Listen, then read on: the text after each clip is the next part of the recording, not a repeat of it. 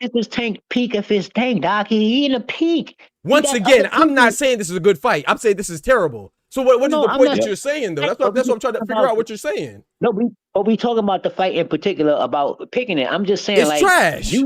Listen, I'm saying you fighting Jake Paul right now. I don't mind. I will actually watch the fight if you was retired and then you fought Jake Paul for the bag. It'd still I be got no problem with trash. that. This could be his retirement Thank you, fight PJ. call, Thank about to you. say, Look what PJ just said. No. He said he just talking. He's not listening. Thank you. You're not listening, bro. No one's defending this fight, bro. But you try to you coming at it like anybody's defending this fight. I'm not saying you're defending the fight. Okay, I so said, what are you I'm saying, I told you from the beginning, look back and record it and go back. I said from the beginning, I feel this is a fake fight. Yes, that's what an exhibition That's what I is. said. By definition, that's a fake fight. Yes.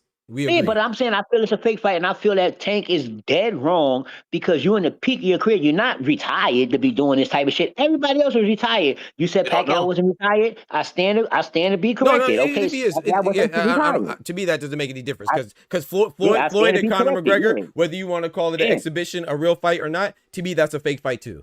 Because if Manny Pacquiao can't beat Floyd, if Miguel Cotto can't beat Floyd, Conor McGregor damn sure ain't gonna beat Floyd. If Oscar De La Hoya can't beat Floyd, he's not gonna beat him.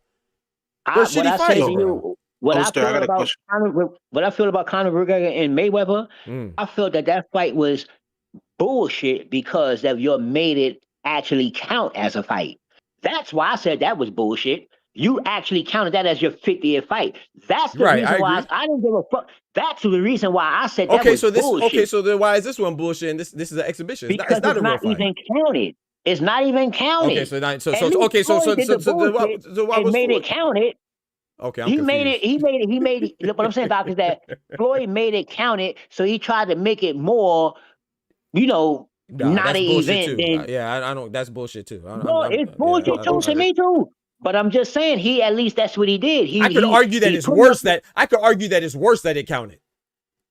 You know what? Me too. I'm with you, Doc. I'm with you both ways. But that was a whole bullshit scenario because he made it count. And I'm like, come on, you're gonna make that count for your 50th, and then you're gonna go with that. And then I say it's bullshit because you fighting Conor McGregor any motherfucking way. So it was wrong on all levels, but you gotta deal what you deal with. I'm like, okay, cool. This is why I don't respect Floyd legacy the way everybody else do. I respect Floyd legacy now. No, I got little twerks and I respect it, but I got little questions about your legacy. I just have questions. I respect it. I'm not knocking it, but I do have a couple of questions about it. There's no problem with that. People got questions. There's what's wrong with that?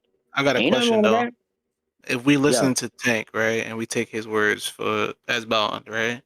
Last year after his fight, he said he got 2, maybe 3 more fights left, right? Yep. So he fought Roach earlier this year. This would be the second fight. Yeah. If he doesn't fight again, and he's done, will your opinion change? Like, is it still bullshit because he's retired now? I would say that is bullshit because people that's retired. If you say I'm retiring, he's retired. This my last. But hear me out. You asked me a question. I'm trying to answer it. We don't know he retired right now. That's the point. You don't know that. If we take his word, he said this. Listen to what I'm saying. Hear me out. We don't know now. People in boxing, Pacquiao said he retired, he came back. All I'm talking about is the real fact. If he didn't say he's retiring now, we can't just assume that by his actions. We can't wait his words. It's not his actions, it's his words. He said that. He said, I have 2, maybe 3 more fights, and then I'm done. Okay, so I'm saying, assuming his word is his bond, right? Does that change your opinion? Listen, he had a list too. He said that too. Did he fight anybody on the list? So I don't want to go back and forth with that. That's what I'm saying. I want to go by what. But he said, assuming that he is, he said hypothetically speaking that this is one of his last fights. Would that change your opinion? Hypothetically speaking, hypothetically, if it's his last fight, if he fight Jake Paul and then he don't fight nobody no more. And then we consider, oh shit, he's retired. I'm gonna look at him worse. I'm gonna look at him worse than I look at him now because you could have just said that. You could have just said that you're retired, but you still playing with the people. Hear me out. If you fight Jake Paul and you got everybody else thinking that you're gonna have another fight, and then all of a sudden you say I'm retired, so you want me to respect that? Like you said, I retired and then I fought Jake Paul. That's what you're telling me. I'm just not like that. I'm going by what you said. If you didn't say that before you fought, so what's the difference in Crawford leaving? Hear me out. What's the difference in Crawford leaving 147 going to 154 to fight Majimov when everybody think that he's ducking boots? What's the difference? That's a big difference. That's a big huge difference. Okay. Because Crawford didn't retire. No problem. Cool. No problem. There's a difference. I got no issue with that. I don't think it is. You do. It's no problem. Everybody got the right to their own. Let me make sure. So you're saying that there's no difference with Terence Crawford going to 154 and fighting real fighters than there is with Tank fighting. Because he didn't say nothing. He didn't say nothing to Boots. He didn't say, I'm leaving because you here. Tank ain't say nothing neither. Tank just fighting Jake Paul. And then if he don't have no, what I'm saying, Doc, is this.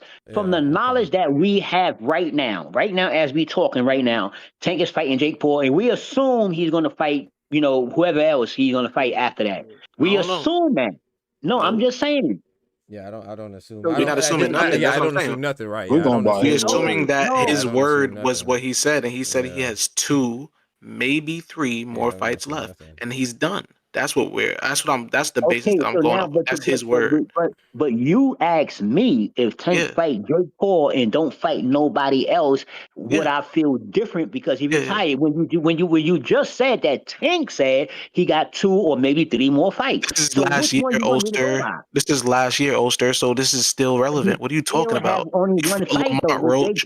He Paul. fought Lamont Roach, and then he's gonna fight Jake Paul. That's 2 fights. Yeah, that's what And he he What are you out of said. here. talking about? Oh, I thought you was talking about what Tank said after Lamont Roach fight when he No, he said, said "Hold He on, hear said me he out." said before that before Roach. Roach, No, bro. He said I thought, after no, Ghost. hear me out. But Bro, hear but me out. sometimes you got to hear other people out though, that so you know what he's That's what I'm talking saying. You're about. not He said, listening. yeah, he said that Oh, before okay. Lamont Roach, though, bro. Yeah, I that said boy that, I said said that before too. 2026, I he said out of that here. last year. He said that. In Yeah, 2023, Okay. he he's said that, done. bro. That's what he said. 2026. So if we So take after it for he, his word, he's saying he's gonna retire after this fight. Technically, right? He already said that. Yeah, according to According to what he said. right. And if we take him at his okay, word, that's why I asked that question. Yeah, okay, I understand that. I think So, that fight is trash. I ain't gonna lie. I think so all Doc, that what shit I'm saying trash. is that when he finished fighting Roach just now, I'm Yeah, talking about real shit. That he just fought Roach. I understand what he said prior to that, but right. when he fought Roach, I know that the media asked Tank in front of the whole world, Yep. "Are you going to rematch him?" And he said, maybe not now. This is why I Yeah. have no problem with the Jake Paul fight because it was already in session with the Roach fight. So he was already trying to get into that fight already. Everybody know that. It's on the internet. Everybody fucking know that. We all know that. So I don't have no problem with that. This is why I'm saying, like, But you you do really have a did problem. this You shit? say you don't like it though. What you mean you have no No, problem? You say yeah, you don't like because it. I'm saying, no, I got no problem with people's decisions, Doc. That's what I'm saying. You make your own decision. Okay. But I can say something about your decision. I got no problem with your decision, but I can say something about your decision. You understand me? So, like you, Doc, if you decide to go eat a pizza, I'd be like, That's yo, double Doc, talk. come Yeah, on, man. I feel like that's kind of dope. Yeah, I feel like, That's definitely yeah. What you mean? No, okay, listen, We you can double say, talking now. listen, hear me out, though. Can I defend myself? You can say Yeah. it's dumb, Doc. I can't control your No, not choices. dumb. We didn't say I dumb. We can, said double no. We talk. said double. no. Not dumb. Not No, dumb. regardless, I'm not with all that. It doesn't matter. I know we grown. We just talking. I know that. But I'm just saying that I don't mind if I tell you, if you say, oh, I went and got a pizza. See, I can't have a problem with your decision because you told it to me. But Right. I can't have a problem with your decision, with your actual decision. If you feel like eating a Okay. fucking pizza, you would go eat a pizza. You know what I mean? I can say after your doc, you keep eating that nasty shit and this and that. I can do that. That's cool. But I Okay. can't be like, you get what I'm saying? That's what I mean by that. I don't. So that's what I say when it comes to Tank or when it comes to decisions. Because after the Lamont Roach fight, I know that you came on the podium. I know this for a fact because I watched it. I made videos of it. I got it right here. You said I'm not going. I probably will fight him now or probably next. You know, maybe not next because you Right. know Yeah, I such remember you you saying left that. it open. You clearly said that. So whatever you said prior to that. You, as Tank Davis, should have remembered what you said because No. But people going by what that you're would saying align with now. what Kendrick's saying though. If he said that, which he did, that would still align because I'll still be 2 to 3 Yeah, fights. that's why I Like said Kendrick, I got right. no, because I already knew that this Jake Paul thing was in the mix. Right. This is why I'm like, yo, wow, you really But see, went and fought Jake Paul. I knew it was too, but I still don't have a I still have a problem with it. I don't care if he told me that 1,000 times. I do have a as a boxing fan, I don't want to see Tank versus Jake Paul. I'll be honest with you.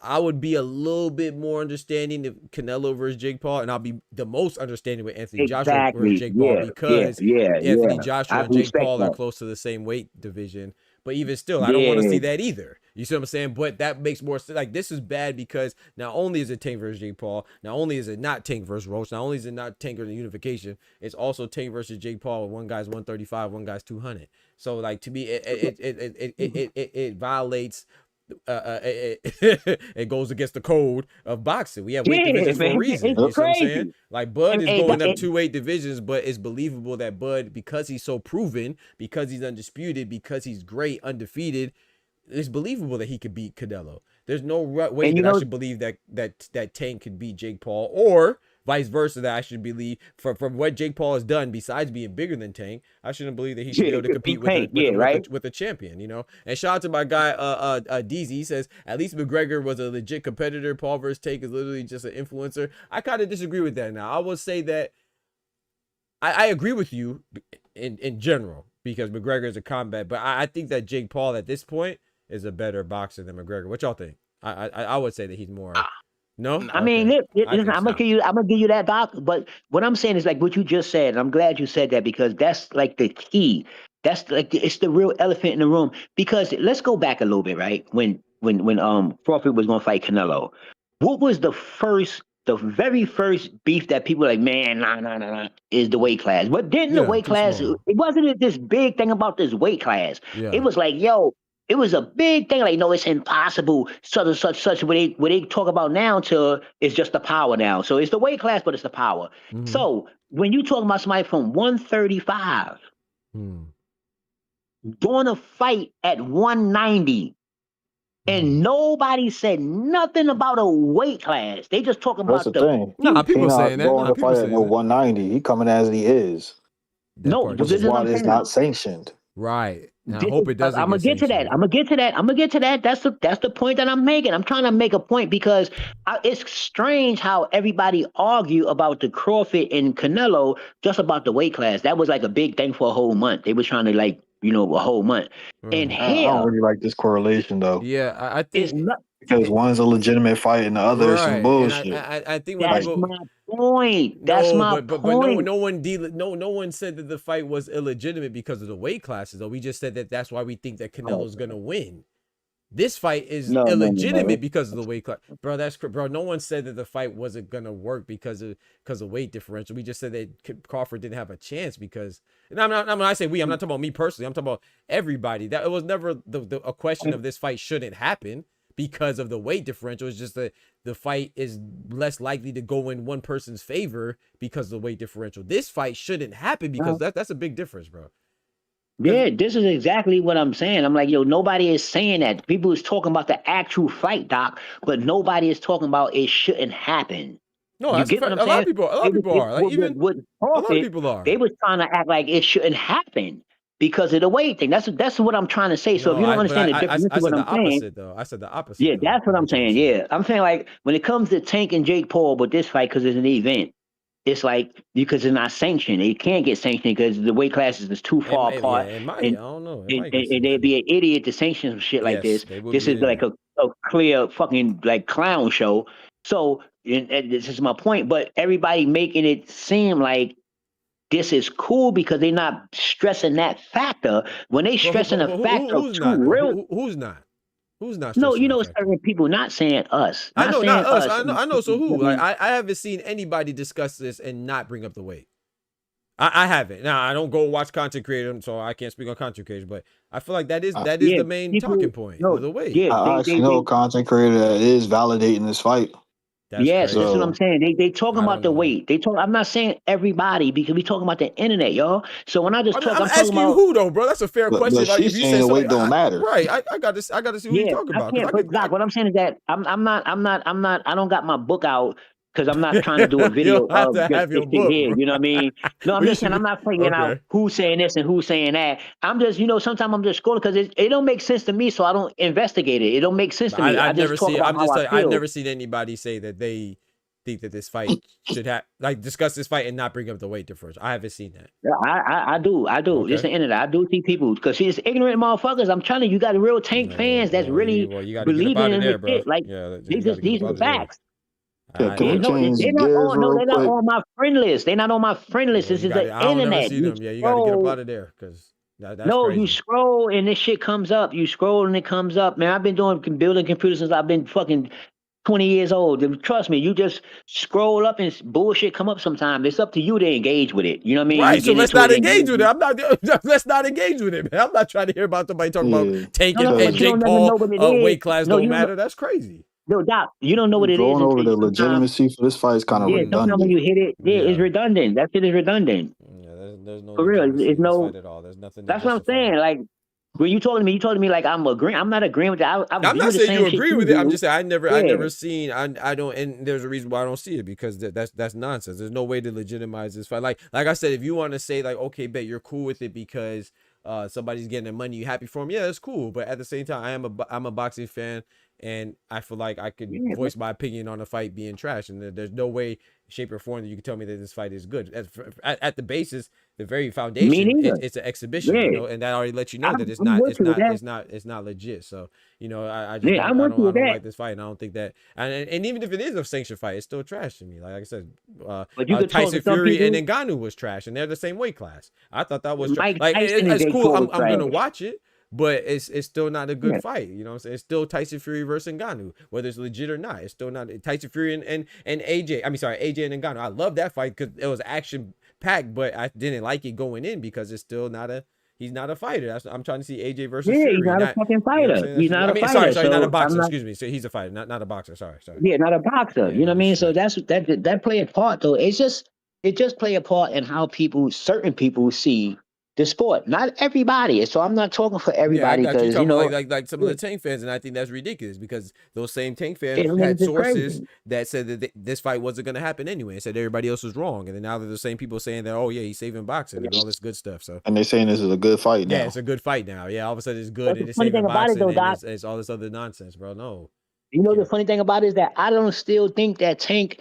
I'm saying this is a money grab as a fight, but I don't think Tank is the money grabber. I think it's Canelo. True story. I mean, Canelo is and the true. that's the part that I wanted to say. So I'm so glad you brought that up. Like that's the part that I disagree with when you said the gold digger Yeah. and the gold digger Now, part is like, how is that? I mean, every fight it should be for money. I'm not saying that Bud is a gold digger, but I'm saying that is the major reason why he's going for Canelo. I mean, no, I know, but listen to this though. What I'm saying is it's for this. money and legacy, and you shouldn't have to separate that. So I'm not saying that it's the same as Tank versus Jake Paul. No, Canelo and Bud is a legitimate fight. That's a real fight. Tank and Jake Paul's worse, but let's not make it seem like money's not a factor. Money should be a factor. I mean, these guys are, especially when you could potentially die in there, it should be a factor. But that doesn't mean that I have to like it because Yeah, it I'm can not. still be Yeah, dangerous. You know what I'm saying? So Jake Paul and I think Canelo, and I want to say this too. If you want to say Tank is, that's fine, and you could say Canelo is too. That's fine because Canelo was about to fight Jake Paul. So was Anthony Joshua. So I want to make it clear too. Is like just because I don't like Tank and Jake Paul doesn't mean that I think that Tank is the only one that would have done it. Obviously, Canelo was about to do it. Obviously, Anthony Joshua was about to do it. So a lot of fighters would do no, it. I listen. think This Deontay is Wilder this would. is I the don't know move. about Deontay Wilder. But I'm just throwing out people's name. I think a lot of fighters would do it if they had the opportunity. But I would also call those fights bullshit too. That's what I'm saying. I don't care who's doing it. It's still nonsense. That's You what I'm know how I saying. feel about the retired fighters coming back in. You know they should pay a sanction if you ask me. That's how I feel because there's money involved now. You're coming in for money. So I think you should pay a sanctioning fee if you want to come back and pop up off your couch because you still got a name and you want to come back. You know, I'm talking about the Andre Wards, the Pacquiao's, and all that, man. And I grew up with But you. they And are though. Yeah. no. Like, listen, I'm not knocking that. I'm not knocking that. But I'm just saying the Boxing Association should charge you motherfuckers a sanctioning fee to come in here and That's fuck what up Ty's this saying. That's what algorithm. Ty's saying they They are. Yeah. are. That's what Ty's I'm saying. I finna feel like slide, they y'all. should I'ma be able holler to. at They is. y'all. Kendrick, all right, bro. All right. Appreciate They you is. pulling up, man. Alright, yo. Yes, That's sir. how God they bless is. I didn't know that they is though. I mean, yeah, you got to I pay didn't know sanctioning that. fee to be in the rankings, of course. If you won't be in the rankings if you're not paying your sanctioning fees. Okay, I was talking about. I'm talking about a fee. Well, let me say it different. Not a sanctioning fee, a comeback fee. You know, when you retire, once you say you fucking retire, you want to come back in. You can do all that other shit, but you should Oh, pay to get back in here, man, Bet because Tufo. you coming back for money, man, and you know you come back to get a money grab because you got a name. These are facts. I don't know, man. I kind of disagree with that part. Well, like I say, yeah, wow, Fang that's is a my certain man. time period because they I'm do saying pay to Fang, get back. huh? They do already pay to get back. They use their Oh, I name, didn't their know that. title to Oh, I basically didn't know jump that. around. That's unfair. That's what Pacquiao did. Yeah, that's what. Yeah, yeah. It's unfair. I agree, but I'm not really too mad at that because I feel like you already said, it's like I can't penalize somebody for being liked. So Tank, there's like we could say that it's given, but there's a reason why Jake Paul's fighting Tank Davis and not Lamont Roach. You know what I'm saying? Because of Tank Davis, who he is. There's a reason why Pacquiao is able to come back and get a Barrios. I think it's. Don't get me wrong, I'm not justifying it, but I'm saying that I don't really think I should penalize them because they're not the ones who's really being greedy. You know, the ones that are being greedy are the people that are allowing it, man. And we overlook that. It's the WB who WBC is being greedy with Pacquiao and Barrios. You know, the WBA, if they allow Tank to fight Jake Paul for exhibition and not strip him, then they're being greedy clearly by allowing him to keep their belt because they know that he's going to generate more money than let's say the person behind him who would inherit the belt after he vacated. So I think that yeah, I don't really just put that on the fighters, man. I put that on the. And that's why it makes it so hard today to even talk about it because, and that's why I said earlier, this is what I mean by this, Doc. And I don't mean I'm not picking no sides. I'm just saying the way it really is when you really look at it is that when it comes to money being an umbrella, when money is the umbrella, because we live in a society where everybody need money. Like it's not like we talking about black fighters that, you know what I mean? They gonna say, I came up this way and it's for the money. So it's all good because we doing some good shit. This is a fact. It's 100%. So if you do something that's not cool with the people, right, then you could say that we doing it for the money. Like for real. I can Like agree with that. you know what I mean? I'm But not where knocking I it. diverge at is Canelo and Bud is not a cash grab when you're comparing it directly to Tank right. and fucking Jake. I agree with that. I can't. But I could disagree with that though, Canelo and Ty. Bud is a legitimate legacy fight. I agree. This with is two I think dudes that hold up this era. I That's a agree. legacy fight. I agree. no, Tank and that's a Jake is some bullshit. no. Listen, Ty. What I'm saying is this. Hey, listen. What I'm saying is this. Now, hear me out where I'm coming from when I say I only say Canelo is the money grab, and this is a fact when I'm saying this, and I'm not bugging out. I'm not disrespecting Canelo or nothing like that. I'm just speaking on basing on facts when I go back and I hear from the first presses into now. And I remember you saying, Canelo, that you don't fight people that run around the ring. I remember you saying on Sway that I don't like those style of fighters. And you say if he said, yo, if Benavidez give me 150, I'll fight. I remember you pressing the number way up there. Mm-hmm. You know what I mean? Testing the waters. You pressing. I remember this. And so now that's why I say with Tank, I say with Tank, and don't stop me with this. I say Tank is more of ducking the situation that's going on right now with everybody else taking this fight, and he umbrellaing it with money. But Canelo is the one that actually said that he is not fighting Crawford. He's not doing that because the weight class and this and that and this and that. And when he put the money on the line for Benavidez, he said, if you know such, that was a little message to me. Because that same money was offered him for Crawford, and all of a sudden, Crawford. So this is what Yeah, you skipping out, bro. No, that's just me. It's just my opinion. It's just my opinion. Bro, you gotta listen sometimes, bro. I said you skipping out, bro. No one even contradicted what you said, bro. I just said you skipping out, man. This man, you be so ready to argue, bro. Shout out to my bro Oster, bro. So while he get his connection right, I got a rebuttal for that. Go ahead, Ty. I mean, we can sit there and point out what Canelo's personal preference was, but that doesn't change the magnitude of the actual matchup. I agree. That's a legacy defining fight for both guys. I agree. Shout out to your boxing fix, man. My guy, that's one of the guys I met at the media, man. Shout out to you, bro. I appreciate you coming through, man. Big salute, man. I agree with that, Ty. I agree. We still waiting on your mic, Oster. Let us know when you fix it. It was skipping out.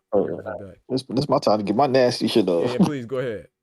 Oster funny. That's my brother, man. I'm not gonna argue the legitimacy of the Tank and Jake fight because I look at it like it's just an exhibition. Mm-hmm. It's not gonna be a section bout. Mm-hmm. And realistically, at what weight can they meet at a common ground? Exactly. And that's why I said it'll be violating of all types of boxing rules from the very foundation of weight divisions if they make it a sanctioned fight. But whatever. Go ahead, bro. My fault. And I'm not even trying to help them find one because bullshit. Exactly. But for me, I believe in not trying to put my personal expectations on fighters, especially when they verbalize what they want or what they're going to do. Mm-hmm.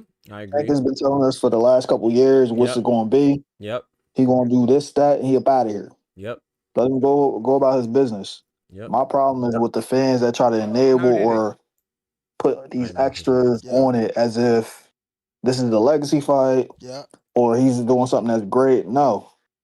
Thank you. Unless we talk about the box office, yeah, he putting up numbers. Yeah. But as far as legacy, no. Yeah. And him going to Netflix for me is a clear indication this man is a duck. It breaks all those narratives that a lot of his supporters claim. Yeah. As far as having to get a Tank fight, we gotta go over to PBC. Yeah. Right? Mm-hmm. Oh yeah. Last time I checked, I'm Jake, firing up the yelps for you in the background. he ain't working with the PBC. Yeah. He on Netflix. Mm-hmm. Tank the A side. You can't contact him. We contact you. Yeah. Jake said telling a different tune. Last time I checked, he was sending out offers to Canelo, Tank, Yeah. and AJ. Yeah. Did he lie? Nope. He ain't lie about nothing. That's a fact. For the longest, we were told we couldn't get guys at 135 like a Tio, a Devin, Shakur, anybody that was in that top 10 that was not on PVC. Because why? They was on the wrong side of the street. They was with the wrong promoter. Oh, they disrespected Tank. This and the third, or he ain't send no offer. But he fighting Jake though. Come on now. Kendrick says this fight may have 2-minute rounds. Yeah, and I agree with everything Ty said. You know, and bro, I got the GTD. Let me pull out my GTD chains out. Hold on, let me pull out because I don't want people to think I'm hating. But I am a boxing fan, bro. I like Tank because just like I like Canelo, just like I like Floyd, same reasons, bro. Caleb Plant, whatever, because they box, bro, and they box against other guys that, like I said, I don't watch high school basketball. I don't really watch college basketball because I feel like they're not doing anything that's too spectacular. No disrespect to them, I'm just saying, but I want to see the pros. You see what I'm saying? So when I watch boxing, I don't want to see the Joes. I don't want to see Jake Pauls. I want to see the Tanks, the Usyks, the Buds, the Cinnamons. You know what I'm saying? Anyways, Yuta Nakatanis. I want to see that. So I don't think that you're not gonna make me feel bad for not liking this fight. I'm sorry. I don't care what I don't feel like I don't like Tank anymore. I still like Tank, but I agree with what the part I agree with the most out of everything Ty said. He definitely. I was the first. Well, I don't know if I was the first, but I said this a long time. I said if he doesn't fight Lamont Roach next, he's ducking him. I literally said that, and I feel like that. Now this might be a good reason to duck somebody, but he ducked him. 30 minutes. I'm not saying that he's wrong. Like I said, I'm not an idiot. It's always going to be about money. In fact, I hate that. I hate when people say, oh, this fight's just for money. Of course it's for money. You want to get money, but at the same time, it's not that I don't want people to get money, of course, but I want to see good fights. That's why I watch boxing. So him fighting Jake Paul because he's getting a lot of money, that's not enough for me to be like, okay, I love the fight, unless he's giving me an M. I'm not getting an M. You see what I'm saying? So why do people act like you can't separate the two? It's just common sense. I could still like Tank, and I could still not want Tank to fight Jake Paul. What's wrong with that? Those are not conflicting ideas. To me, they go perfectly fine. I sleep well at night. I like Tank Davis. If Tank Davis fights Lamont Roach, I will like that more. If Tank Davis fights Shakur, I like that more. If he fights Jake Paul, I still like Tank, but I don't like this fight.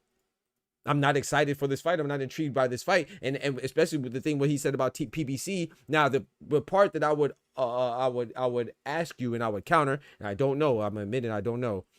I would say that maybe it has something to do with the fact that MVP works with PBC too. You know what I'm saying? Like how we just saw Jonas Tellis, PBC affiliated on the MVP card, and so I don't know their deal. Maybe that could possibly be it, but it still goes against the narrative, like Ty was saying, that you cannot send Tank offers. Tank sends you offer. Well, Jake Paul is definitely the A side, you know. And I don't even care about the economics of the business part. But if we're gonna discuss these things, then that is what we notice if we pay attention to boxing. So I don't think there's anything wrong with calling it what it is. That's what I always stand on. I think that he did duck Lamont Roach. And I think the only reason why not to fight Lamont Roach is because the fight was close and you could potentially lose. And to me, that's a duck. He doesn't have to fight Lamont Roach as far as he's not in the same division. He's not a mandatory and all this stuff. But if it's a controversial draw, then yeah, you should run it back. I feel like if you don't run it back, then that means that you know what's up. So, you know, it's a dangerous fight. But does it make sense? Can I justify him not fighting him? Of course. If I could do the same job and one job is, well, if I could do the same job and have an easier time doing it and get paid more, who wouldn't do that? You know what I'm saying? Like Antonio Tarver was asked about if he would fight Jake Paul. He went to stuttering and all that stuff because he tried to make a good a response to it to where he wouldn't get blowback. But then he covered himself. He said, "I always chase legacy." Well, yeah, I mean, yeah, but you know, this is a lot of money too. You didn't have the opportunity, so a lot of people can say what they wouldn't do, what they wouldn't do themselves. But if they're being honest with themselves too, it's like, yeah, Canelo was about to fight Jake Paul for a reason, and he's a face of boxing. He was still gonna go get more money because the only thing better than money is more money. And the only thing better than ass is more ass. You know what I'm saying? That's just the only thing better than poom poom is new poom poom. You know what I'm saying? So that's just how it go, bro. So I'm not knocking him. I want to be very clear. I'm not knocking Tank for fighting Jake Paul as a life thing and as a come up thing and as he earned that position. I'm not taking that from him. But as a fan, I'm knocking it, yes, because I don't want to see Tank versus Jake Paul. That was not on my bingo card. I do not want to. Why do you want to see it? Oh, because Tank is making money. What the fuck? What does that got to do with you? I'm not. Of course, you want to see people make money. I understand it because Tank is making money. That doesn't make me want to see it. Like, to me, that's some groupie stuff. If you want to see it because how much the person's making, what does it matter if LeBron James is making $20 million or he's making $2? If he's playing on the court for me and I see him playing, I'm enjoying it. That has nothing to do with, like, I'm not thinking about how much they're making when they're dunking on each other or Steph Curry's hitting a step back three. I'm not thinking about that. I'm thinking about them hooping. Now, of course, I want them to get the most money that they can. Of course, yeah. I'm not saying that I want them to play for free, but how much money they're making has nothing to do with me. I want to see them play basketball. I don't want to see LeBron versus me. I want to see LeBron versus, yeah. I can't say it. It's like Paul George or something. Russell Westbrook. I don't, so that's all I'm saying. Like, anybody else, I feel like people just try to make things that are simple complicated. Why do you like, I think it's more complicated for somebody to explain to me why they like this fight. And you shouldn't. I don't care if you're a Tank fan, a Jake Paul, like maybe if you're a Jake Paul fan, you might like it because you're accustomed to Jake Paul fighting social media influencer type fights. So maybe if you're a Jake Paul fan, I can understand it. But I don't understand why you would like this fight as a boxer fan, seeing a boxer fight a non-boxer. Why is that intriguing? I don't get it. Like, he said Doc was standing on Tank, better fight. Thank you, Kendrick. Thank you, brother. I said it ain't gonna happen. You're right. I was wrong. I don't even think it's a duck. He was never in the plan. I feel you on that. Thank you, Kendrick. Thank you. Yeah, I'm quick to say that, bro. I like boxing, bro. That's why I guess, I don't know. Certain people don't rock with me because I guess they might think I'm not a Tank fan like them. I could argue that I'm more of a Tank fan. That's not even a fan. Like, that's like, to me, that's like you in a trance. Like, you like like, you feel me? Like, I don't know. I can't relate to that. I can't even understand that, bro. Like, I don't know. Like, when Bill Haney said that stuff, like, what do you say about Tank can piss on you and call it rain? Like, and it's not even just Tank. Like, Jai Pataya too. The guy, I showed the guy why Jai had a mandatory. He told me that his mandatories pop up out of nowhere. It's like, I can't relate to that type of groupiness. Like, I can't relate to that, bro. Like, you can't like somebody so much that you don't know that you are just omitting facts. I don't get that, bro. Like, so whether you like Tank or not, what Ty said, there's nothing, at least for me, I don't think he said anything wrong. I just happen to like Tank, so I could think that, like, oh, I could be happy for him because he's fighting, get a lot of money fight Jake Paul. But as a boxer, what the freak does that got to do anything? I like Tank as well as a fighter. I'm just disappointed. Right. And I don't think I think you should be. Like Jorge Linares even said, like, what do you say? He said, yeah, I could fight Jake Paul too, but he was like, what did he say? He said, yeah, but you should probably lose the belt. And he said, I'm not saying that because I don't like Tank, but there's people behind it. Like I said, Lucas Body, the fight that I attended was a title eliminator for the WBA belt. Who has a WBA belt? Gervonta Tank Davis. Now, maybe that Lucas Body won't be ready to fight and Tank could fight Jake Paul and then be like, okay, I'm about to defend against Lucas Body or whatever. That's perfectly possible. But it looks like you playing around. If you got Lamont Rocha, could have got a rematch. You're not fighting unifications, and you're not even fighting the guys that are fighting title eliminators to get that belt. Then give up the belt. Then I'll be less. It would matter less, It would matter less if you're not a belt holder. But this guy's a champion. You can't omit that either. You know what I'm saying? So I think that this is I think it's nonsense. But I understand it from. I'm not saying I wouldn't do it, but it's still nonsense. Like, I don't even get why that's hard. Like, I don't understand. Like, maybe Ty, you can help me out, bro. I don't know. I would say the same thing. I'm just, I'm actually happy that it's Tank, because if it was Devin Haney, people would say I'm hating on Devin Haney. I would say the same thing. So I'm glad that it's somebody that y'all know I like. So y'all can't say that, oh, I'm just saying that because I don't like Tank. No, I like Tank. I still like Tank. This fight is garbage. I don't know. I don't even know why you don't think this fight is garbage. I don't understand. Unless you just don't want Tank to actually fight, then okay, then that means that you like Tank in a different capacity in which I do. I feel like he should just hang it up. Yeah, I agree. I think that okay, I'm gonna say this though. That's where I'm different. Then I would disagree. I'm not saying, I don't disagree with you that he should hang it up.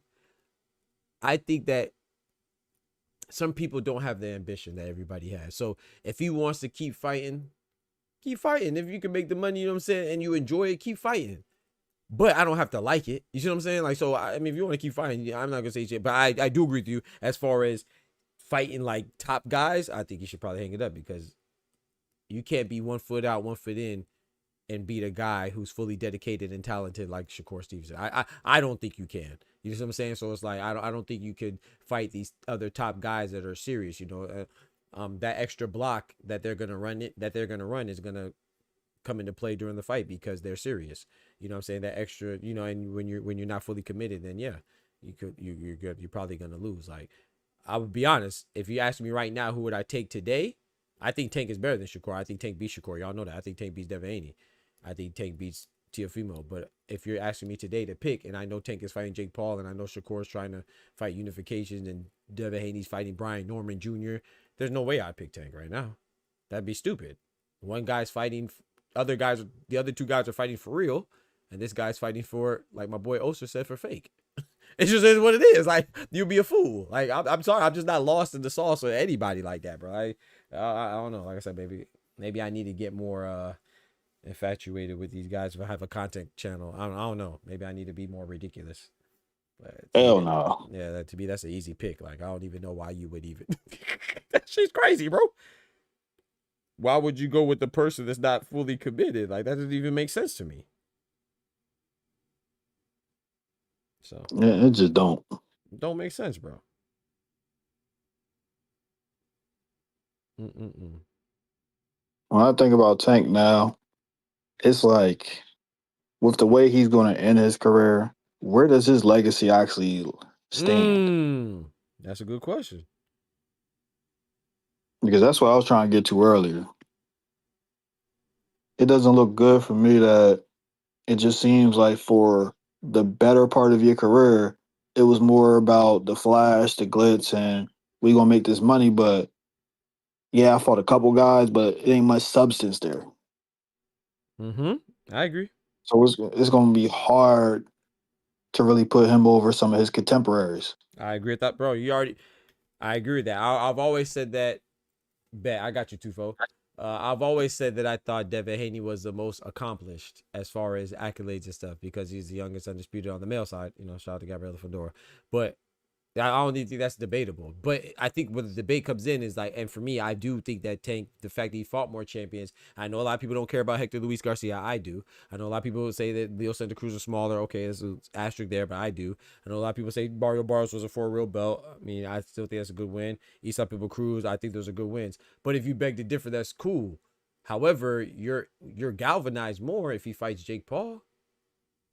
Because yes, it's for money, but you cannot conflate. Well, I mean, you can, but you shouldn't confuse money with accomplishment. That's the part where I differ. I don't mind somebody fight for money. I would never knock. To me, I think that's kind of silly to knock somebody for fighting for money. Everybody works for money. Some people's job is just to fight. Some people's job is to sweep, but everybody wants to do it for the most money as possible. So I'm not knocking that part, but I'm not confusing the money with accomplishment. There's no accomplishment with Jake Paul, bro. I mean, well, the money is accomplishment, you know what I'm saying? But there's no legacy. There's nothing to add. Like, you don't get no cool points for beating Jake Paul. You know what I'm saying? That's what it is. So when you have Devin Haney, who's your contemporary, like Ty so eloquently said, and I'm gonna be honest. A loss to Brian Norman is better than a win to over Jake Paul. Not in the social media age, of course, because we're gonna talk trash about if Brian Norman knocks out Devin Haney. But only one person is challenging themselves. Jake Paul's not. Even if Jake Paul loses Tank, that's gonna be a cherry pick. I mean, loses Tank. If Jake Paul knocks out Tank, which I don't think happens, but if he does, that's just a terrible miscalculation. That's not because you were striving for greatness or challenging yourself. This is a sparring session. That's an exhibition. It's a sparring session. You don't think, bro? I sparred heavyweights and I only had 2 damn amateur fights. And I've been in the ring with heavyweights. I've been in the ring with a professional light heavyweight, a former champion, Tavares Thundercloud. You don't get like that happens in sparring. You see what I'm saying? So this is This is gonna be a sparring match with people watching. That's all. So he's a pro fighter. So no, you don't get any type of cool points for fighting Jake Paul. Brian Norman, for me personally, I don't think it's the end of the world if you lose. So Jonas Tellez losing to Bash Barao, I know it's gonna sound crazy, but that's better than Tank beating Jake Paul. Like, you don't get nothing for beating Jake Paul. And where you at, 2 Fall? I was about to pull you up, bro. You don't get nothing for beating Jake. I'm sorry, bro. It is what, I mean, you get the money. I'm talking about, but you don't get anything as far as. No, it's not. It is what it is. That's why Mike Tyson loses to Jake Paul so bad, because Mike Tyson was 60 years old. But it's still bad because Mike Tyson's a former champion. He's the guy we shouldn't be losing to a Jake Paul. So if you lose to a Jake Paul in your prime, or if you beat Jake Paul, you don't get, bro. Like, it's the same with you know me. I barely give Joseph Parker credit for being Deontay Wilder. I'm damn sure ain't giving Tank no credit for being Jake Paul in an exhibition. What are we talking about, bro? No, you don't get no credit for that. Yes, sir. You might sock me for this one. Oh, look at the chat. Kendrick, not gonna lie, that's a case you made. That box off of the side to your low have a better legacy than I mean, it's legitimate. Yeah, I mean, like I said, to me, this hurts your legacy because not just what Oster said. Shout out to Oster, but this is Tank's prime. So, like I said, I'm not gonna judge. I'm not telling you who you can fight or who you should. But I feel like as a boxing, especially a content creator, especially somebody who does my research, I feel like I should be able to. I could tell you who you should fight. I can't tell you who to fight. I can't control nobody's destiny. But bro, I pay attention to rankings. I pay attention to boxing. I pay attention to the parity and to the depth of these rankings and divisions. So yes, I'm qualified to tell you that Jai Pataya should be fighting Gilberto Ramirez. Zerto should be fighting another top guy, Badu Jack, something like that. Tank should be fighting, if not Shakur or Abdullah Mason, the Sam Noakes winner or something like that. He should be fighting a guy in his rankings. What's wrong with that? I don't have to dislike him because he's fighting Jake, but this fight is trash. And if you're going to fight somebody, if you're going to fight a trash fight that doesn't even mean anything, and you're at your prime and you're peaking, you could be having a rematch to avenge a controversial draw, or you could have unifications, and yeah, that does hurt your legacy. I think this, but like I said, he doesn't have to care about it. That's cool. You don't have to. Like I said, everybody's not as ambitious as everybody else, but some people are ambitious for filling their pockets with money. Some people are ambitious with, and there's nothing wrong with that. Some people are ambitious to do both, get a legacy like what Terence Crawford's doing. To me, he's doing both. He's filling his pocket. I don't think he would fight Canelo if it wasn't a lucrative deal either, just as much as Canelo. Like, and that's why I thought that point with Oster was so bad, because and shout out to Oster, he's not here to defend himself, but when he said that Canelo said that he wanted a lot of money to fight Terence Crawford, I don't think he was saying that because he was scared to fight Terence Crawford. He's saying that there's no reward in beating a smaller guy in Terence Crawford, so the money made it worth it. That's why I said that I agree with him that you could say Canelo is a cash grab, but it's still not as bad as what, like Ty said, it's not as bad as Tank. It's not comparable to what Tank and Jake Paul are doing, because he's still fighting not only a legitimate fighter, Canelo's fighting an all-time great in Bud. They're both 2 all-time greats, you know what I'm saying? It's just that the money made it worth it for Cinnamon, because if not for the money, I mean, why would you fight a smaller guy? It's a lose-lose. If you beat him, they're going to say you should have beat him. If you lose, then they're going to say that you trash. You know what I'm saying? You're overrated because you lost to a smaller guy. So that's why Canelo wanted the money. He didn't want the money for Bud because he was scared to fight him. Like, now, if you want to say that for Benavidez, okay, maybe. But I mean, I still disagree there. But that's more justifiable to say that he was scared for Benavidez, but not for Bud. I don't think Canelo's scared of. But whether he wins or loses, I don't think he's scared of Bud. You know, it's just that the money didn't make sense, or without the money, it didn't make sense. You know, So it's like with Roy Jones and John Ruiz. John Ruiz didn't have the legacy nor the name. Roy Jones did. So that's why it was good for John Ruiz. But if John Ruiz was the Roy Jones guy, like as far as his status and stuff, why the hell would he fight a smaller Roy? That doesn't make sense. All you do have the opportunity. It's a catch-22. If you win, You don't win definitively. Even if you win definitively, they're still gonna say, "Oh, you beat a smaller guy." You don't get no credit for that. But if you lose, then you're gonna be embarrassed because you was trash. You were a fraud. So the only reason why John Ruiz fought that, in my opinion, is because Roy Jones he was the guy. He was a smaller guy coming up. He was the guy. But this case, the guy is the bigger guy. So why would Canelo fight that? I still don't think he should fight Bud.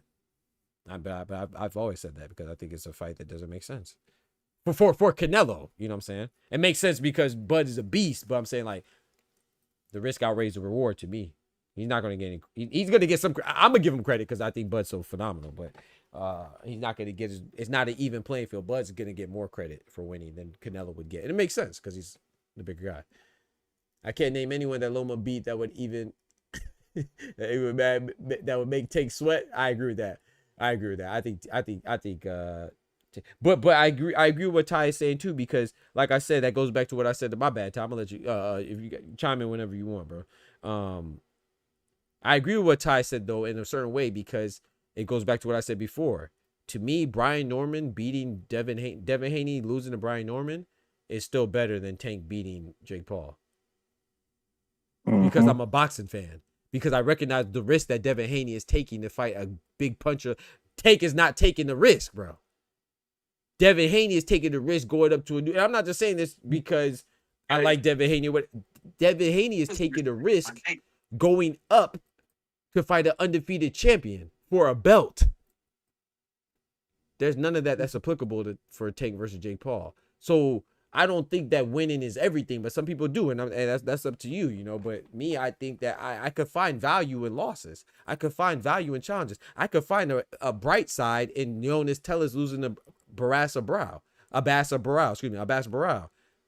He's fighting a guy that maybe he took lightly. Hopefully he could learn and bounce back. I mean, I don't know. It's up to him. But you can find a silver lining. There's no silver lining in Tank beating or losing to Jake Paul. There's no upside. I mean, well, again, the money. But as far as legacy goes to boxing, there's no upside. You see what I'm saying? So there's nothing positive about that. That's why I don't get why people are even arguing this. There's nothing positive about Tank versus Jake. I don't know what the hell people are talking about. Unless he's your future baby daddy and you worry about him getting his pockets fat, then maybe. But there's nothing positive, bro. Not for a boxing fan. Not from where I'm sitting. My little rebuttal to Kendrick. I think when it comes to legacy, we talk about body of work, who's on that resume. Sitting there pointing out one singular name on this guy's resume and saying that I don't know if he can make this guy sweat, it doesn't really do much. Especially when you look at this guy's resume, you might not like the timing or the age of this person, but it was this champion at this time, this respected name here. When you do it on the flip side, it's a whole lot of illegitimacy. And when I talk about illegitimacy, I'm talking about Tank. Outside of Leo and maybe guys that went on to become champion afterwards, we're really just looking at Leo, Pedraza. I guess Ryan. The timing, I would say, but even that's aging bad because he cheated. You know what I'm saying? I mean, yeah, it's like my bad. I mean, Arrow, go ahead. Ryan's like, even with that, he was never a champion, and he was just the money fight, the bag. I do give him credit for Rolly. Undefeated at the time and stuff like that. I know some people wouldn't, but I do give him credit for Rolly. But I do agree with my bad. You were done, Ty? I don't know if it's I was trying to figure out what you was gonna say. Even with Rolly, the perception of him was kind of bad. It wasn't like something we were really anticipating. He was an interim guy that was forced to fight a regular champion. True. But I was just thinking, excuse me, undefeated big puncher. I'm not mad at that fight. But then, like I said, I like Tank too. You know what I'm saying? So I feel like I find, how can I say this? I feel like I could find the good more than most with some of the boxing stuff. So especially with some of the competitors, or opposition. So I think like with both But to your point though, what I want to piggyback off of, like with Ryan, I got into it, but somebody told me that, oh, we don't care about how fights age. It matters at the time that you beat him. I was like, bro, you don't watch boxing because that's why the Canelo win looks so good for Floyd, because what Canelo did. Like, we always talk in those senses. So whether somebody, the loss, the win ages well or ages bad, that is definitely a factor. And so when you consider for Ryan, yes, I think at the time, and time may disagree, and that's cool. At the time, I thought the Ryan was a good win. But he's cheating and all this other stuff, and he just got beat by Rolly, a guy that Tank knocked out. He looked terrible while doing it too. I think that wins aging badly, but at least he was still the first person to beat him. That to be that beat, because you could argue, okay, bet, well, maybe he wasn't the same after he lost. Same with the Rolly part. That's the part that I'm saying, like, But as far as it growing, Ryan hasn't won anything, So for the same reason why I think the Eastside Pitbull Cruz win at a time look good is the same reason why I think the Ryan Garcia win is going down, because Eastside Pitbull Cruz was winning and then Ryan Garcia is losing. So fights definitely age, wins definitely age well or age poor. That's for everybody too. I mean, we said the same thing with Royman Villa. For a little bit, that was a good win for Boots, and then we said when Villa got, who did he lose to again? Just recently, he looked bad, right? You're like, okay, that doesn't look as good. We say that all the time. So it's not just for Tanks, for everybody. We say that all the time. Wins will age well, and even Berlanga, right? Berlanga, I could at least justify that for Canelo win, because he was the mandatory, or he was number one. I should say not the mandatory quite, but he was number one in the WBA undefeated. Canelo beat him, bigger guy, looked good. And then it looks bad. It doesn't look as good now that Shiraz did what he did to him. That's just how it goes, bro. It's boxing, bro. Like, we can't act brand new. That's what it is. So the fact that you couple that with Ryan Garcia cheating, not looking as good, the Rolly to me is still good, but he did beat Ryan and he got elevated. So, and then now you're fighting Jake Paul on top of it. Yeah, bro, it puts things more into question. I'm not saying it's right, but I mean, I kind of think it is, but God bless you. Damn. Thank you. Put things, yeah, for sure. It put things more into question, bro. Like, but I do agree that Tank, like I said, I think those are legitimate conversations. I would still put Tank over Loma, and for me, but that's a legitimate question. I think Ty is right. And Tank knocked both of them out, so it doesn't hurt him too bad. I agree, Kendrick. It'd be a hard conversation, basically, like from top to bottom, to argue that Tank had a better had a better legacy without mentioning the money or the people that progressed after him.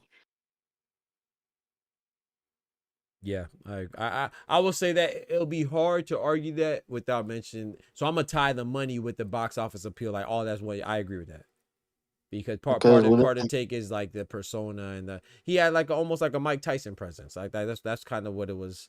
You know what I'm saying? Kind of going towards, or is. So I agree with that.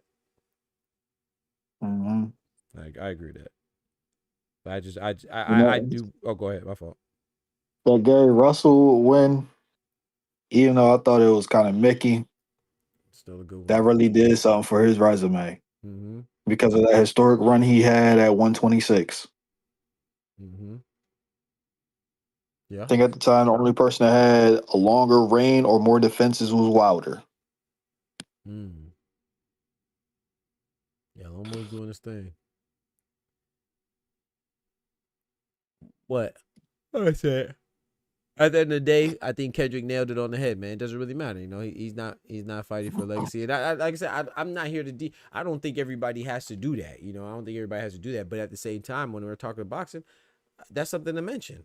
That's something to mention. I don't think it makes him any worse of a fighter. And I don't think that, like I said, I don't think it's necessarily, I sound like a broken record. Like I said, I don't think it's bad that he's fighting Jake Paul if that's what he wants to do personally. But as a boxing fan, I don't understand why people feel like they have to agree with. I don't know, man. I don't know. I understand it is justified. $50 million justified. You know what I'm saying? That's a whole lot of justification. However much he getting, whatever amount of M's. He's getting more. One thing you can't deny, he's getting more for Jake Paul, easier fight than he would to get to fight a harder fight in Shakur and Lamont Roach. So yeah, that's business, basic economics. But I still don't have to like it. You see what I'm saying? That's all I'm saying. I don't have to like it. People make it seem like, oh, you're violating, or then it goes back to the code stuff. But they feel like you violate because you don't like a fight that they wouldn't like. They only like because the guy that they like is fighting it. That's crazy to me, bro. Can you imagine if Terence Crawford was fighting Jake Paul? What people be saying? The same people that are celebrating that Tank's fighting Jake Paul. You imagine what they wouldn't care about no money then? Come on now, Ty. They wouldn't care about no money then. Come on. If Boots was fighting him, if Canelo was fighting him, if you know what I'm saying, I'm not saying that there won't be people on their side too.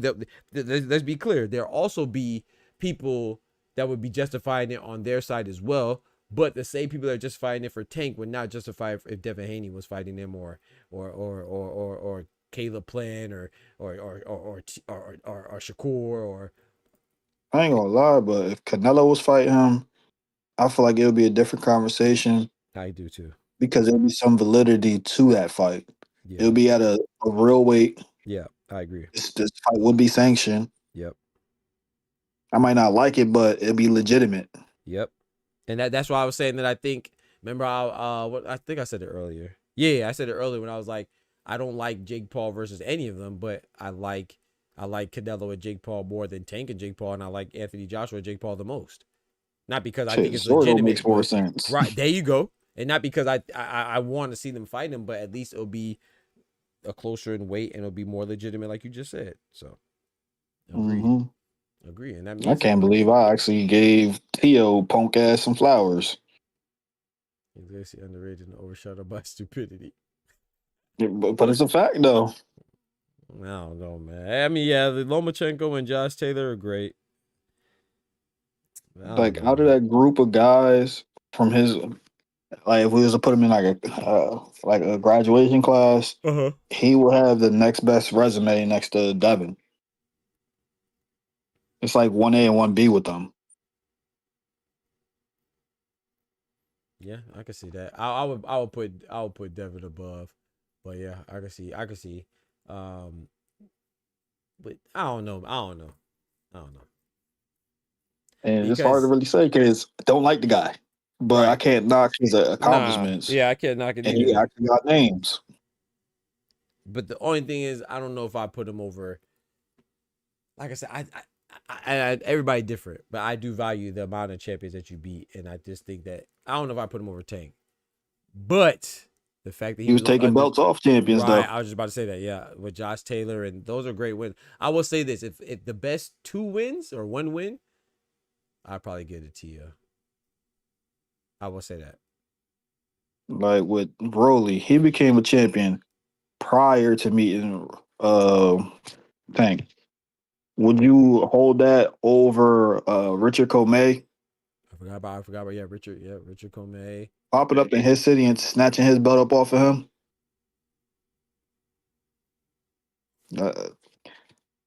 That's where I'm like, Tio might be a little underrated with his resume. As far as a legacy standpoint. Yeah, he got smacked by Cambosis. He trash. No, I'm sorry. That's what people say. I'm just... He did get smacked by him too. Smacked and smacked. Facts. Shout out to Tio though. Yeah, I mean no shout out to Tio, but no, fuck Tio. But yeah, I can't take that away from him. I agree with that. And he's the longest reigning champion at 140 as well, by hook or by crook. But I don't rock with Tio at all. But yeah, objectively speaking, Ty has a point.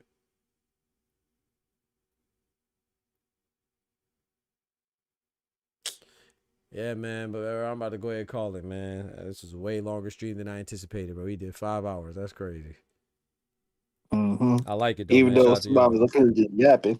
Just yapping, bro, whole time, bro. And I didn't even... Shout out to Oster. That's my bro, man. Oster be, you gotta let me talk. Oster don't be letting nobody talk, man. I be trying to let him rock, man. OG, man. Shout out to my boy Oster, man. He lucky we didn't get on his ass with the soundboard. Bro, we let him slide. Bro, I'll let Oster slide so much, but I figured, this is our first show back. You know what I'm talking about? Oh, by the way, too, speaking of that, yeah, he definitely, I should have played the little music on him. But I want to say, do, yo. Jeffrey Detroit. But I will say this, too, man. We got to I don't want to say I'm gonna go back. I'm trying to redo my schedule because remember we were doing the 30 days so I could see like the data. So I looked at it and looked at the analytics and stuff like that. And I don't really think it's actually more beneficial like I thought to do more shows like we were doing before. So we might get back to the I ain't gonna say 2 a day. I still try to find a happy medium, but definitely gonna be back to for real Monday through Friday for sure.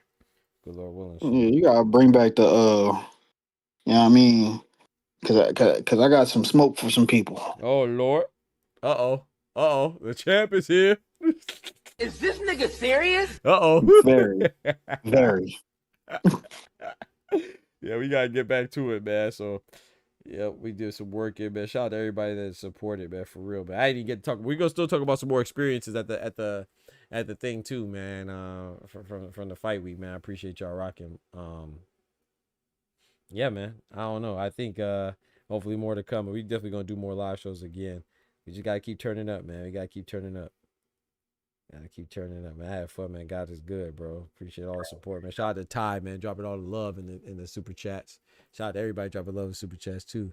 What y'all think, man? What y'all think about Betrayal though, man? What y'all think he Y'all think he gonna fight Jermell Charlo? You think that's gonna be next for real, as what they're reporting, or? Man, I might as well snitch. That boy about to get cooked. Man, that's a dangerous fight, Ty. I don't know, man. You don't think so? Circumstantially, because last time he fought was 20. I'm not saying a peak Jermell Charlo. No disrespect to Betrayal. I don't want to say it'll be easy work, but stylistically, from what I've seen, Jermell Charlo chops him up. You know what I'm saying? But being 2 years out, Betrayal just proved himself again. 2 years of rust. Yeah. I ain't buying it. I'm gonna let you know. I seen some shit. Okay. I can't say everything. Okay. But remember I said, yo, that boy a bad boy off his medication. Oh no. He looking like a victim, Betrayal? Like he about to get victimized? Nah, this is Jermell hearing voices in his head. He cursing out people at the pressers. This peak Jermell. Oh Lord. That's what I'm saying. So they what's the name about to get victimized? Betrayal about to get victimized. That's what they try to set up. Okay. Do you think that Jermell Charlo would have got the fight if Tellus would have won? Yeah. Okay. Damn it. It was already in the works anyway. Okay. I figured that, PBC and all that stuff. So Tellus. You know what's so crazy though? I think Tellus would have been an easier matchup than Betrayal. Speaking of the just circumstantially, like I feel like Tellus would be a lighter touch in 2 years, but I don't know. Stylistically, but I mean, I think he beats both of them. No disrespect, you know what I'm saying? No, I mean, it's not just I'm just picking a winner. I think they're both good fighters. I think Tellus could bounce back. I think he will. Betrayal, I like him, man. I just like an underdog story, man. I ain't gonna lie, man. Betrayal was shout out to him. One time for the Togo, man. The Togolese fighter out of Germany, man. Shout out to him, man. But yeah, I think Jermell Charlo. Yeah, we'll see. I don't think it's gonna be easy though. So it's going down like Lubin or Rosario. Which one you want? Oh Lord. Shout out to Betrayal, man. Betrayal might get hurt, Dan. He look like he a cool dude, but yeah, cool dude, man. I wish I would have got an interview with him, but like I said, they were focused, man. They was in and out. I ain't see him. Looking like the wrong timing for him. That's all. Yeah. Yep. You think Lucas' body gonna get I was talking to Jorge Linares, man. The interview, he dropped a couple gems. He's a supervisor for the WBA, and he said he was talking with them, man. Gilberto Mendoza prepare for an announcement from the WBA. That's what he dropped that gem on me, man. The coming weeks, so I know there's some rumors. I feel like it's going to be Lamont or Kid Austin. Yep, Kid Austin #1, ain't it? I think he's still ranked #1.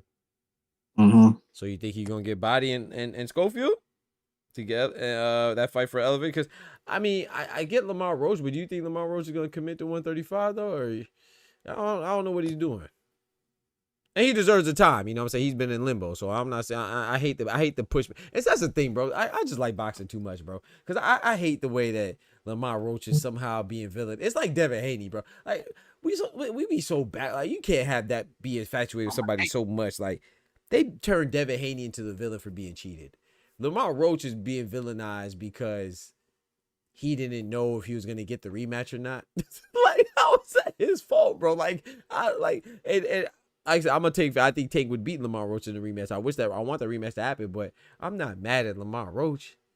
Lamar Roach ain't do nothing but fight a good fight, and people mad at him. Like you mad like he didn't go in there and lay down. Like nobody's going to lay down. But anyway, you think that he could get be in the runs? Because I don't know what he talking about. Man, he talking about 130, 135, 140, 147. This man don't know what he doing. I feel like he trying to get any opportunity he can. But I feel like PBC might do right by him with this one. I hope so. I hope so. I like Roach, man. I like his pops too, man. He always gets some good interviews. Insightful. Roach would cook him, but Kid would be an interesting fight. That is an interesting fight.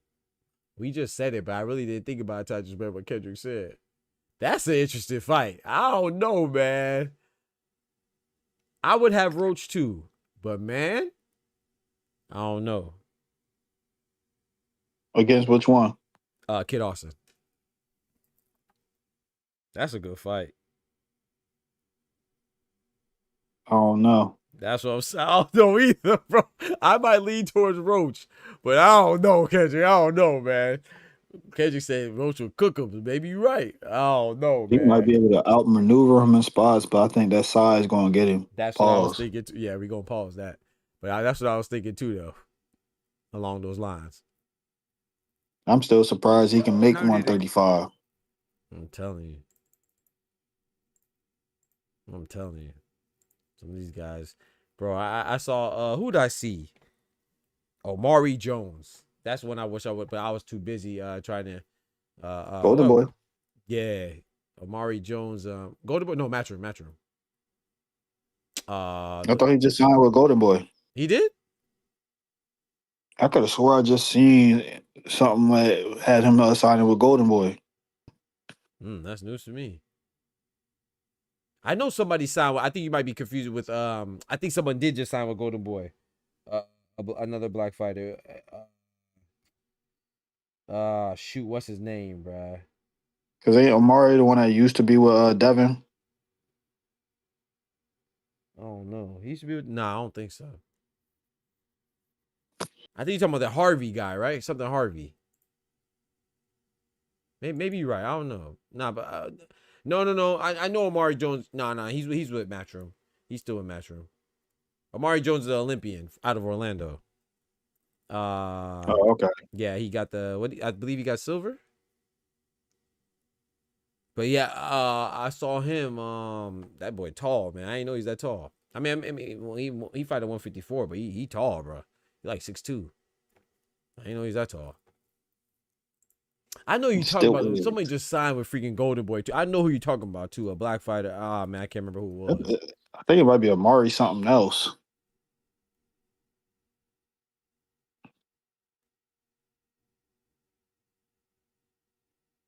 Maybe. I don't know if it's Omari or Amari. Okay.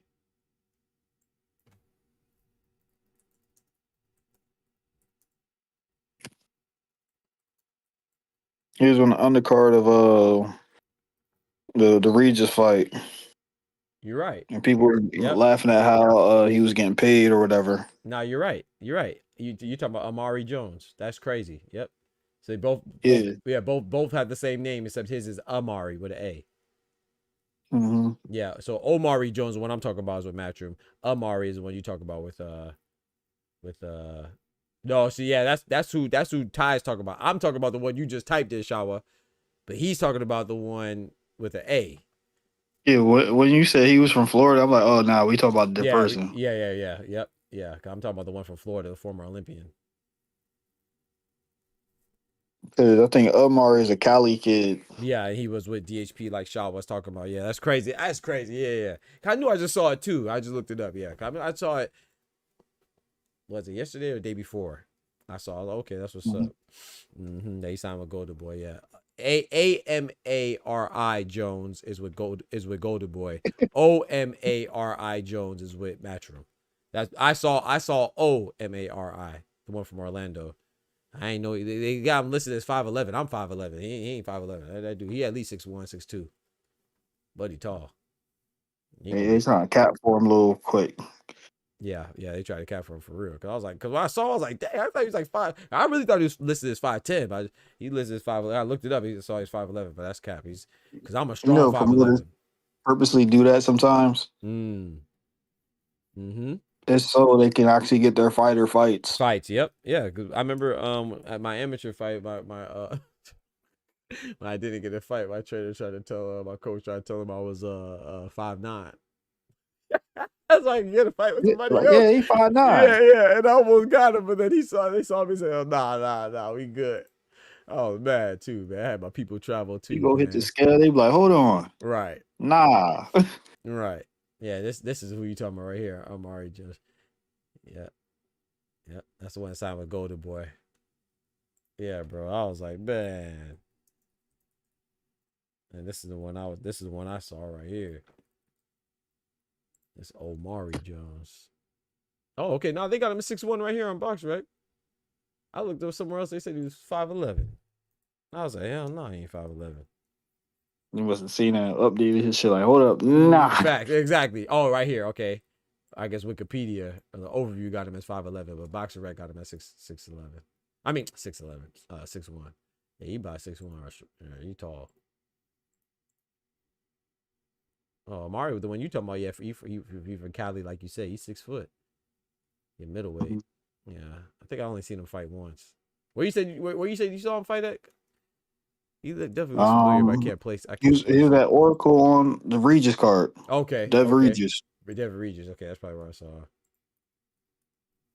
People was clowning him, talking about what his guaranteed purse was. Not realizing his deal, he was eating off the tickets because he was selling tickets. Yeah, people out there pocket watching, watching everybody pockets but their own.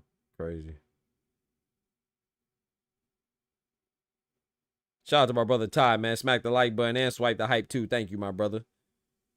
Y'all hold me down with the hypes, man. Y'all hold me down with the hypes. I appreciate it. I'm trying I got 2 more. I'm gonna use them hoes. I appreciate it, bro. I appreciate that, man. Rolly talking about he might be going to 154. Stop it. What's up with Tim, man? Why Tim be tweaking, man? What, Bradley? Desert Storm? Bro. Yes, bro. I don't know the method of the madness, but he be getting the algorithm going. Hey, shout out to him, man. Shout out to him. That's a fact. I definitely watched one of his videos today. He just be extra, bro. He talking about. I seen Paulie hating on him though. Oh yeah. I feel like Paulie doesn't understand why he's popular, and it's like, well, I say, edgy things too. Probably just see he's just a hater, bro. Like, some people just give off hate, bro. Like they auras just hate. That's a Paulie. He's just a hater, bro. I can't even take him seriously when he gives a critique anymore, because it's like, bro. That's what I hope I don't want to ever become, bro. When I say something, I want to be known that it's genuine, not just somebody thinking I'm hating, bro. This man just be hating, dog.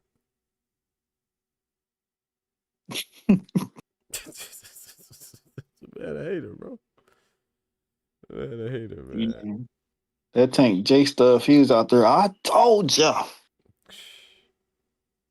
Like he the only one that said it, bro. This man Eddie Hearn. It's like, I'm gonna be the first. Who'd you first see it from? Like as far as in the boxing world, like in official capacity, like promoter. First person I saw was at Eddie Hearn when I dropped it. First person I saw say it was Eddie Hearn, and people say, "Oh, how would Eddie Hearn know?" Sound familiar, right? How would Eddie Hearn know? He ain't got. Come on now. I don't get like people don't like y'all don't think when I say y'all, I'm not talking about anybody in particular, but people don't think like Eddie Hearn is not even just Eddie Hearn, Al Heyman. You don't think Al Heyman knew Virgil Ortiz was about to fight Erickson Lubin before we did? Like, what are we talking? They're making active negotiations with their guy. Like, he has a guy at 154. Of course, he's gonna know how other fighters are moving at 154. Not saying that they're gonna be the first to know, but they would know before somebody like me or content creators or something like that with these fake inside sources. You see what I'm saying? So it's like, no, they wouldn't be the first to know, but they're in these rooms. They are concerned with who's fighting because they're actively making opportunities for their fighters in the same division or in the same sanctioned body or whatever. So of course they're not oblivious to these stuff. Like, come on, bro. I'm not saying that sometimes something won't pop up out of nowhere and catch them off guard, but a lot of times of course they know. Of course Eddie Hearn may know who Tank is about to fight. Of course Oscar may know who I don't know, Tyson Fury, if he's about to come back out of retirement with Queensberry or something like that. Of course they might know. Of course Frank Warren That's might how know. we knew Like, Josh Kelly was on some bullshit. right. Like, what do y'all think, bro? You don't think freaking these other organizations, you don't think the Orlando Magic know if gosh dang the Lakers are thinking about moving LeBron James? Of course they know, because they're the ones that would be interested in acquiring LeBron James or interested in where he's going. Like come on, bro. I'm not saying that doesn't mean they're going to be 100% right, but if Eddie Hearn tells me, if I hear Eddie Hearn or Frank Warren or Al Heyman or Bob Arum or Don King say something about what a fighter's going to do, I'm not going to assume they're pulling it out their ass. Like they're not in the same business as most who make boxing content, who just are ultimate fan. Like they're actually concerned because he's thinking about trying to get Jake Paul and Anthony Joshua a fight. So if he knows, he's going to know who the potential suitors are or the competition is to get Jake Paul instead of Anthony Joshua getting Jake Paul. So of course he might know. And he ended up being right. Mm-hmm. It's crazy, bro.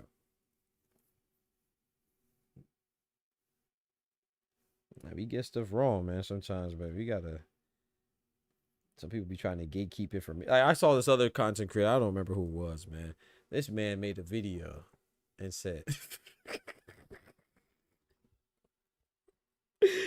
in his video, he was like, "Well, I'm the first person to make this video, so if anybody else make this about this information, then you know they got it from me."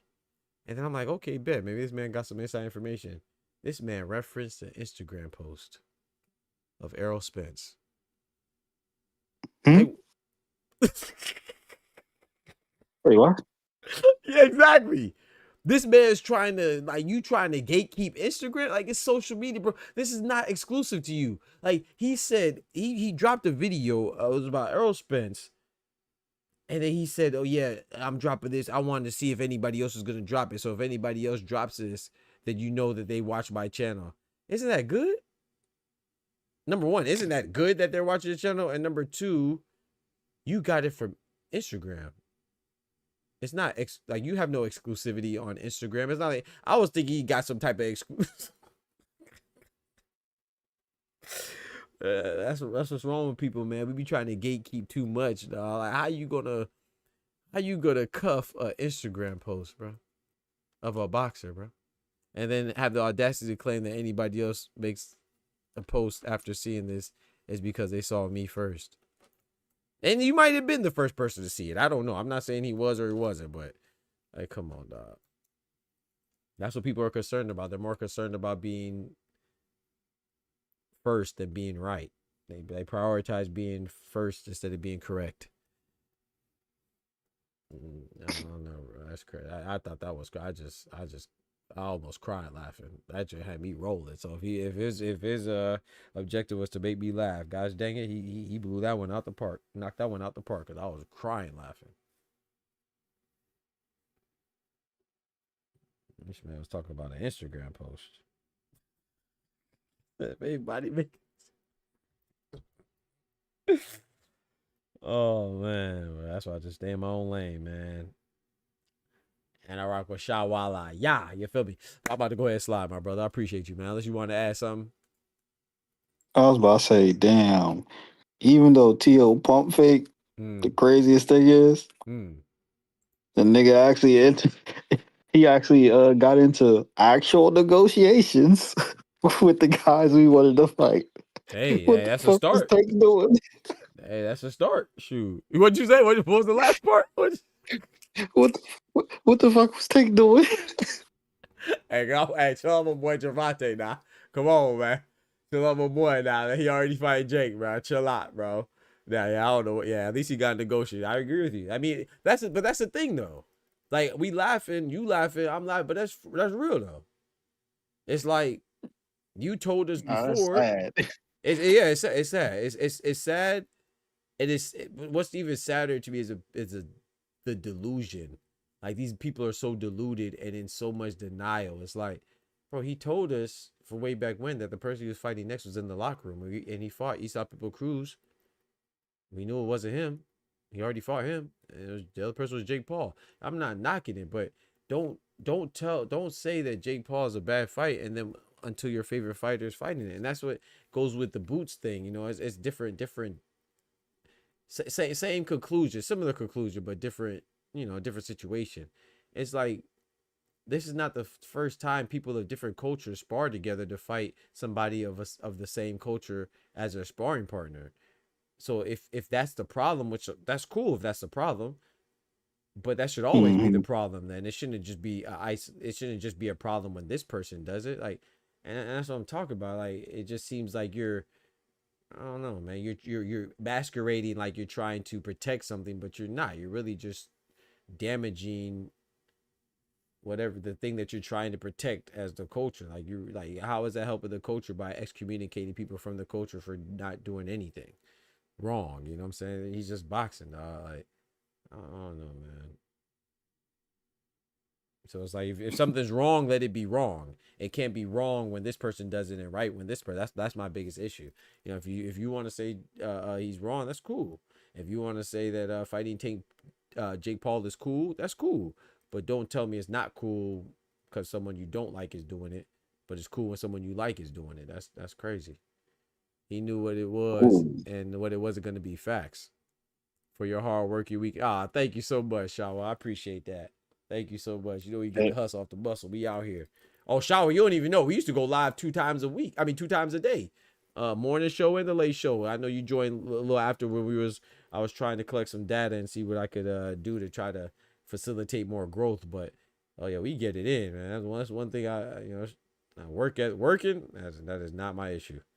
I should be more so overworking than underworking, but I got to make sure that, you know what I'm saying, Denzel say it as well, man. You know, if you just wasted movement, that's not productive, you know. So you got to make sure that you're moving with intention, which I usually do, but make sure that's also building and deliberately and with thought. You know, I got to make sure that, but sometimes I'm an overthinker as well. I just got to keep doing. But yeah, look this guy up real quick. Oh, go ahead, bro. Sorry. I think somebody just made me cat. Uh-oh. Who is, I don't know how to pronounce his name. Misael Rodriguez. Misael? I don't know either. You're saying he's a bronze medalist from Mexico. Hey, okay. What about him? Apparently he in camp with Bud, and he's Mexican. Oh, okay. I guess he a sellout too, right? Come on, bro. That's what I'm talking. Like that's what I'm saying. Like the rabbit hole is just it's nuts, bro. You can't make these assessments. Like, it's one thing to say if you're disappointed, dang, bro, I wish Boots wouldn't have did that. That's a whole nother thing to call somebody a coon, bro. Like, I'll beat your ass if you said that shit to me. Like, or at least try. Like, come on, bro. You got to tell me what I'm doing and be clear, bro. Sell out, like I said, man. Late great Nipsey Hussle, man. Rest in peace. The dude that shot him because he called him a snitch. And I know that's different, you know, that's a whole nother gang culture and stuff like that. I'm not saying it's right, you know, shame on that dude, Eric Holder, punk pussy ass, you know what I'm saying? You shouldn't have done that. But that's what it was based off of. And a sellout is not too far from a snitch. A coon is not too far from a snitch. All that's in the same negative boat. You see what I'm saying? So I'm not saying that there aren't snitches and coons and sellouts. I'm not saying that there are, but make sure when you're saying it, it's truth and it's not just emotional. You saying it because you don't like somebody, like, and calling people monkeys and all this other stuff because you don't like them, bro. That shit is trash to me, bro. Like you can't be assassinating somebody's character like that because you don't like. It's one thing, you ain't gotta like me, bro. I ain't gotta like you, but guys, dang, I'm not me because you mad. Nah, bro, I'm me, bro. Yeah, we gotta stop trying to gatekeep stuff and try to say you got to do this or do that to be who you are. No, he's him. I'm me. You're you. We ain't got to be alike, bro. We're not supposed to be. This dude resume Mickey, Mm. but he big as hell. Chelsea says he's a sellout. Hey, man, call it what you want. I just disagree. I don't think he's a sellout. Cartel's going to pick him up. What's Trump divorce him? It's crazy. Shout out to Tate and Dot been live 5 hours. I know we ain't pull along with it in a minute. Like I said, I just emphatically disagree with that type of stuff. Like I said, if you don't, I wish I knew the Fresh Prince episode, man. That's what it reminds me of, man. You know, it's supposed to be for one thing, it's supposed to be bigging up your people, and at the same time you kick it down your people. You know, it's one thing to kick Carlton out the fraternity, but you got to make him see like he's not what he is because you don't like him. That's corny, bro. That's you doing the exact contrary of what you think that you're trying to accomplish. See what I'm saying? Like, don't accept him into the frat. Whatever it is, but don't make him seem like he's not who he is because you don't like him. That's a whole nother thing entirely. How dare you tell me I'm not Jamaican because you don't agree with my how I rock my Jamaican, or I'm not Nigerian because you don't agree how I rock my Nigerian, or I'm not American because you don't agree how I rock my American. Tell me what I did for real and be legit and be serious too. I just sent you his box rack. Right, Look at that and tell me what do you see that's kind of weird. Let me see. Nah, not tomorrow morning, bro. Deseos Olivas. Let me look at this box rack.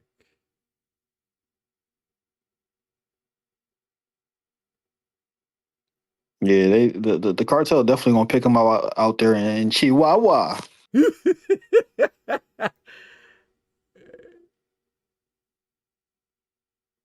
They not showing me none of these weights. They showing you weights on your side? Yo, it says weights unconfirmed and question. It literally says it's Mickey in so many words. Weights unconfirmed and then his last fight questionable. was 823. Hey, yo, that was like 2 days ago. Just a question mark. Yeah, that was like matter of fact, that was Saturday. hey, Bud, I got him, boy, man. Hey, Bud, Bud got him the sleeper cell. Bud went straight to Chihuahua. I found him. Bro, I've never seen that before. I don't think I've ever seen fights that didn't have a weight class. A weight listed on BoxRec. That's interesting. Learn something new every day. Appreciate you. I don't see man click weight, on bro. event. We gonna work on the morning shows though, but I definitely ain't gonna be on tomorrow morning though. We gonna work on getting the morning shows back, man. I'm gonna try to commit to try to be back on Wednesday morning. Good Lord willing, Tay. Appreciate you asking, man. I like the morning shows, man. I do miss them, man. I miss being live too. Yo, So I'm clicking on his events and I don't recognize a name. Like, not even people that's officiating, putting all these shits. but I said, okay, you gonna get boost. I'm gonna get your Tio. I'm gonna get you Tio to Primo. Get your cousin there. Who y'all talking about? Apparently somebody's a Mexican guy that Bud has in his camp. I mean, he has to be a sellout, though, right? Because Boots is a sellout. So He's super middleweight though. I see. Yeah, hey. Yeah, I did see a super middleweight. Yeah. Yeah, I just. Oh nah. What's that dude from Australia that was up and down? I'm seeing weights as, like on some of the like earlier fights. Yeah, I know you're talking about what's Brock Jarvis. Yeah, he got some Brock Jarvis type fights.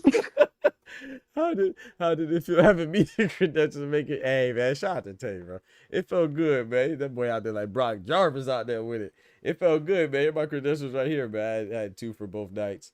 It was I actually had 3, but the third one was just a wristband. But yeah, it was actually good, man. It felt good because like I said, it's not my first time having media credentials, but it's my first time having media credentials for my own media, my own off my own merit, man. It was dope, man. It was a good event too. Shout out to MVP. It was a fun time, man.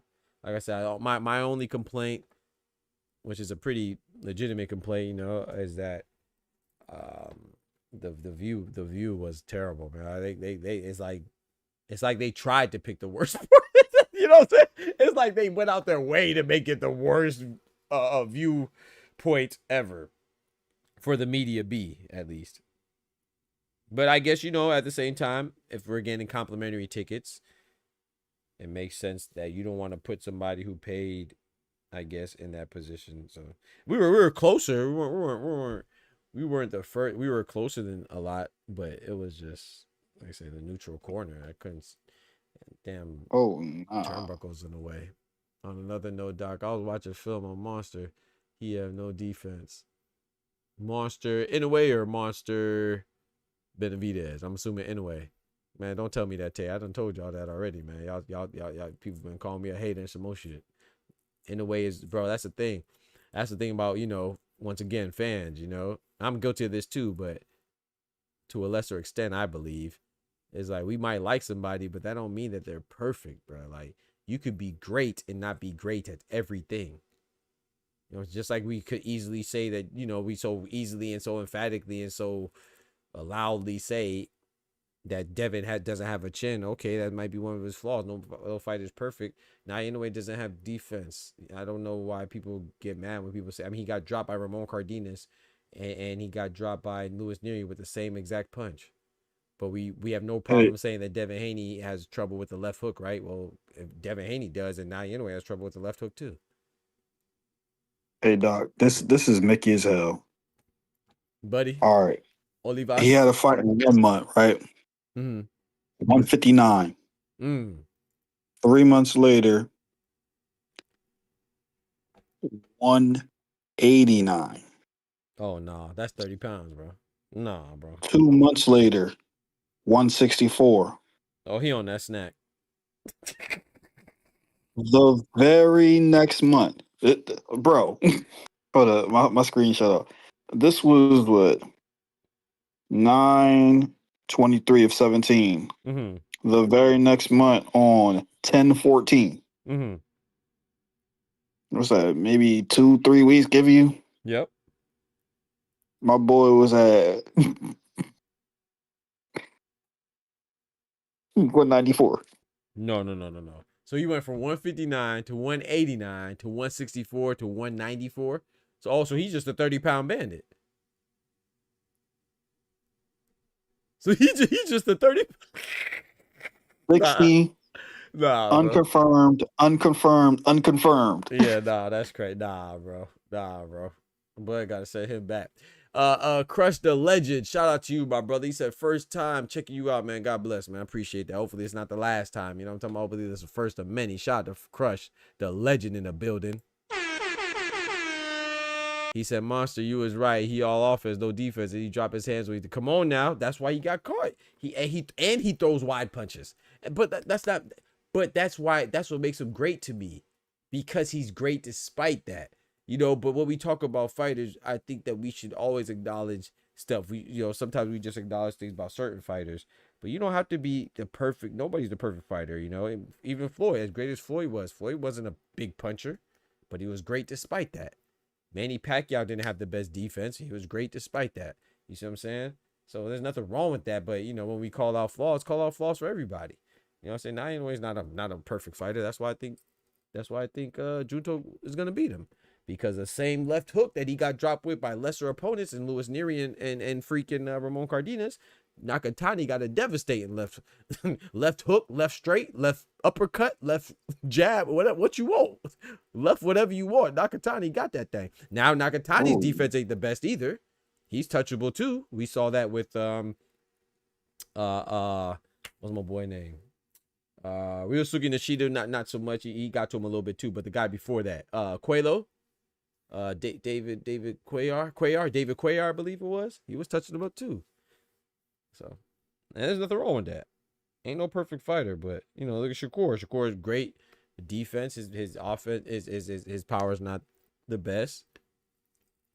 You know, I would This say. dude not unknown. He fought on actual cards. Oh, He was okay. on the card with Emanius Stanionis, Hey, Josefita Lopez, hey. Shout out to Josita Lindolfo Lopez. Delgado. Okay, Lindolfo in the building. Oh, okay. So he be around. Nah, this nigga playing. Mm-hmm. He a player. It's crazy. Yeah, like, Shout out to nah, that's Charlo. wild. Yeah, that is wild. 30 pounds is crazy, bro. In a month? Nah, that's crazy. It seemed like as he started taking on more fights, the time in between them started getting cut. Yep. Mm-hmm. 3 months, 2 months, All his fights in 3 Mexico too, weeks. right? Yeah, 3 weeks is crazy for 30 Nah, pounds. Oh he no? fought in L.A. Oh, okay. He fought in he fought in New Orleans. Oh yeah. He out there with He Regis in the fought in swamp. Texas. Oh yeah. My boy. Yeah, I don't know where Bud found him at. Just sub, man. Hey man, shout out to you, bro. Welcome to the Boxing Talk family, man. Shout out to you. I like Junto over anyway. Hey, Crush, they was on my head top, man. Shout out to my boy Ty. My boy Ty held me down. But I said this, about a year and a half ago now. I said this back when Takuma Inoue was still a champion, when he had the WBA belt, before he lost to Seiya Susumi. I was like, man, the perfect scenario, I think, is Junto Nakatani and Takuma Inoue fight for unification. This is back when he just had the WBC at 118. Junto Nakatani knock him off, then he'll set up like an anime-ish type of revenge arc for Naoya Inoue trying to come and avenge his brother, and Junto Nakatani gonna knock him off too. Hey, he gonna pull a whole Canelo. You know, Canelo be knocking off family lines too, man. He done beat both Cottos. He beat Jose Cotto and Miguel Cotto. He done beat two Smiths. He beat Liam Smith and Callum Smith. hey man, you got a sibling. You better stay away from Cinnamon. He be knocking off brothers, man.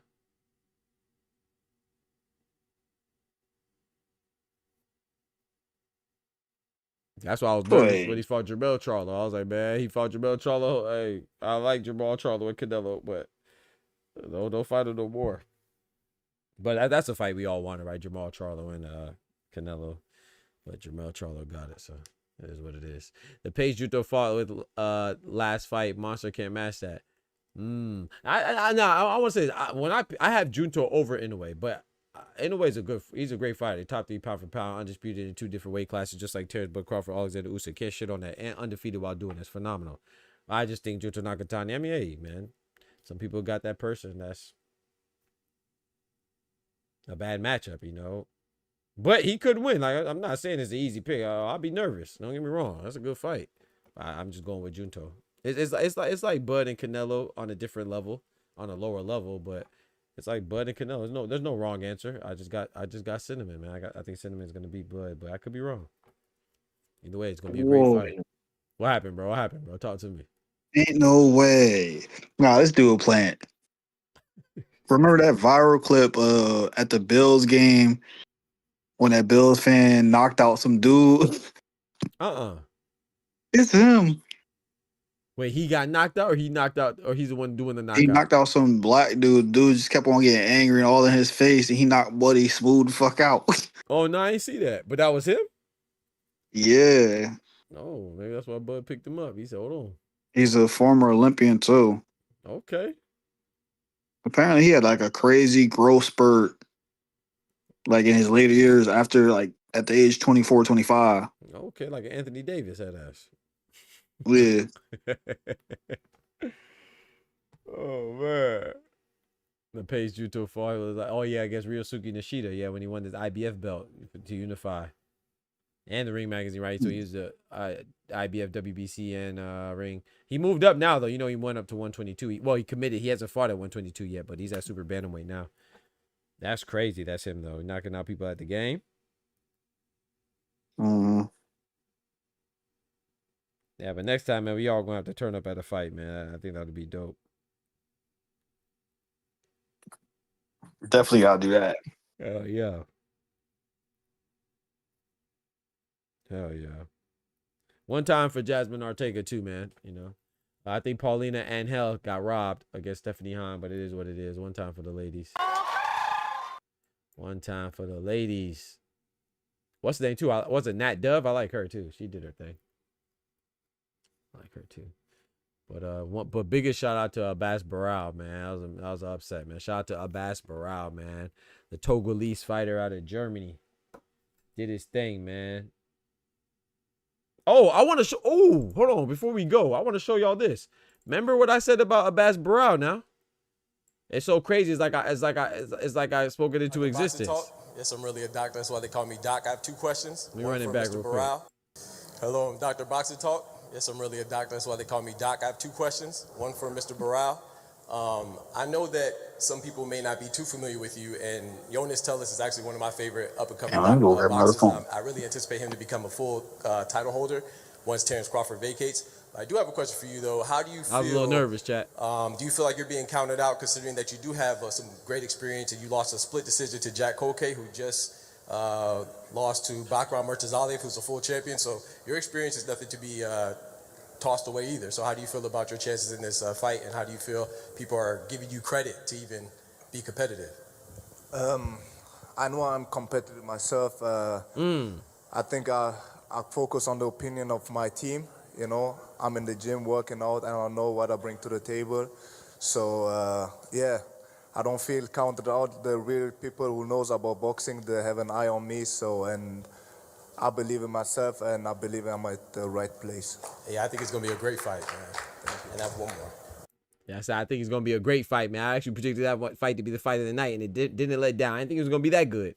But shout out to Abbas Barral, man. I don't even know if he knew what I was trying to put down. I was trying to say that, hey, man, you about to go in there and do your thing, because I know a lot of people thought it was going to be an easy fight. I didn't think that. I feel like Jonas Tellis thought it was going to be an easy fight, too. I didn't think that until, you know, hindsight 2020. But he seemed very comfortable, man. Abbas Barral made sure that he was very uncomfortable in that ring. So shout out to him, man. Shout out to Jonas Tellis, too. Like I said, I think he'll bounce back. But Abbas Barral did his thing, man. It's so funny that I asked, and a lot of people were mentioning that to me, too. I ain't going to say a lot, but quite a few came up to me. It was like, I remember that question you asked, Barral, man. Hey, that was a good fight. I was like, His face and demeanor said it all. He went from there, you know what I mean, mean mugging, looking around. He was like, oh, shit, this guy actually knows me. He pronounced my name right. Hey, shout out to you, bro. I appreciate it, bro. Yep. Yeah, then Angelina Cordova, man, was complimenting me on my question to him, too, about Julio Cesar Martinez cheating ass and the PEDs. He loved that question. Yeah. Yeah. Couldn't wait to get this shit off. He couldn't wait, bro. He was thumbs up at me the whole time. Hold on, let me pull that up, bro. Yeah, that boy took a bump of coke. I seen him. He started a whole snowball. Yes, I'm really a doctor. That's why they call me Doc. I have two. You know, niggas be ready to get they snitching off. Right place. Yeah, I think it's gonna be a great fight. Tells you to move up. Ooh, and then for Angelina Cordova, I know you had a fight with Julio Cesar Martinez. You know, that was changed to a no contest because get beat up by Yo-Yo. How do you feel about the PEDs running rampant in boxing Yo-Yo today? Diablo? What do you think we could do to try to mitigate? We probably won't eliminate it, but how could we mitigate the amount of PEDs being involved in the sport? Good too. Sabe de tu pelea contra Julio César Martínez y que obviamente fue un no contest a raíz de que dio positivo para PEDs, para esteroides. Shout out to YK. He says, salute, salutations, my brother. I think it would have benefited more if he would have kept it a secret he was sparring with medicinas, obviamente, para mejorar el desempeño. I agree with that. Now, if I was Bud, I would want to prove a point. I agree with that. Hay que darle un positivo a ese hombre. Bueno, en esa pregunta, pues sí, pues es de sentirse mal porque, claro, cuando tú I just don't una think he's pelea a de título sellout. mundial I just don't like that y thought. de esa You know what I'm manera saying, como YK? me tocó a mí me pasó y ha venido pasando, pues no simplemente con Angelino Córdoba, ahí ven Ryan García, ahí ven y otros innumerables Mujía y pues lamentablemente eso está como He was getting his shit off. Getting it off. I rock with it too. That's how I knew he liked the question. Lamentablemente no se está viendo And he gave me like a million thumbs up too. Para decirle que me sentí muy mal por, I was por trying to ese get him hecho, again, but I ain't see acontecimiento, him for the rest of pero the bueno, hay que until the pasar la actual fight. página y mirar las I ain't seen him cosas around. positivo y I continuar. saw Yankee Y Rivera bueno, a couple nada, times. de enfocarse en lo que viene por ahora. Es dos partes, te doy la segunda. I'm going to answer the first part. He says, you know, it's really sad. It was really sad that obviously it was a great opportunity to have a world championship fight and then for it to be no contest due to him testing positive. But he realizes that it wasn't just him. Right after him, we had Ryan Garcia, Munguia, and so on and so forth. But, you know, now we just have to go The man next mentioned Ryan page and Garcia, continue, Munguia. and because it's really sad the You state might as well of just say affairs, anyway, no but cap. he just has to do his own work I and mentioned just Martinez. focus He on what mentioned he needs to do. Munguia. And I'm going to ask him the second part of that question. ¿Tú crees que hay una forma que se You pueda couldn't manejar wait to esa get that situación? off. I'm telling you, bro. Should have Pues brought up sí, Francisco el Rodriguez equipo de Jr. too. He just manejo popped a que Goliath 5. maneja cada boxeador debería de Shout I out to feel like he'd have Terence. said more if the translator ain't tapping him on his arm. haber un Facts. ente He was gonna, en he los was about to go organismos in. también I agree with you. estrictamente con eso, porque eso va desfavoreciendo no solamente pues al oponente, sino al He's boxeo Venezuelan, entero. right? If I'm not Eso mistaken. desfavorece y pues es I don't triste know. esta situación. Okay, I think Entonces, he's bueno, Venezuelan. yo pienso que sí puede mejorar. My boy was out there with the He rings says on, he chains also on, mentioned that five Hey. pointers. thinks that he wants to put emphasis on the fact that this is a clean sport, and obviously we're putting lives on online, so this should George be a said, "You clean sport. still on?" So to answer your second part is, We still out here, George. management should Hey, always be shout out to you, very, George. Appreciate very it, bro. careful of what the fighters are doing. It's a really sad state of affairs. It's very disappointing. There should be an independent organization that could closely oversee the fight. This late night It's not boxing just talk a with fighter the Yes, who doc and the controls the sport orderly. itself. Hey. Yes, sir. that was a dope experience, man. Only thing that could have made it better if I had to, you know what I'm saying, had some of the Boxer Talk family with me, man. That would have been fire. But hey, next time. Hey, shout out to George, last Patriot, dropping that bread, that cheese, that butter.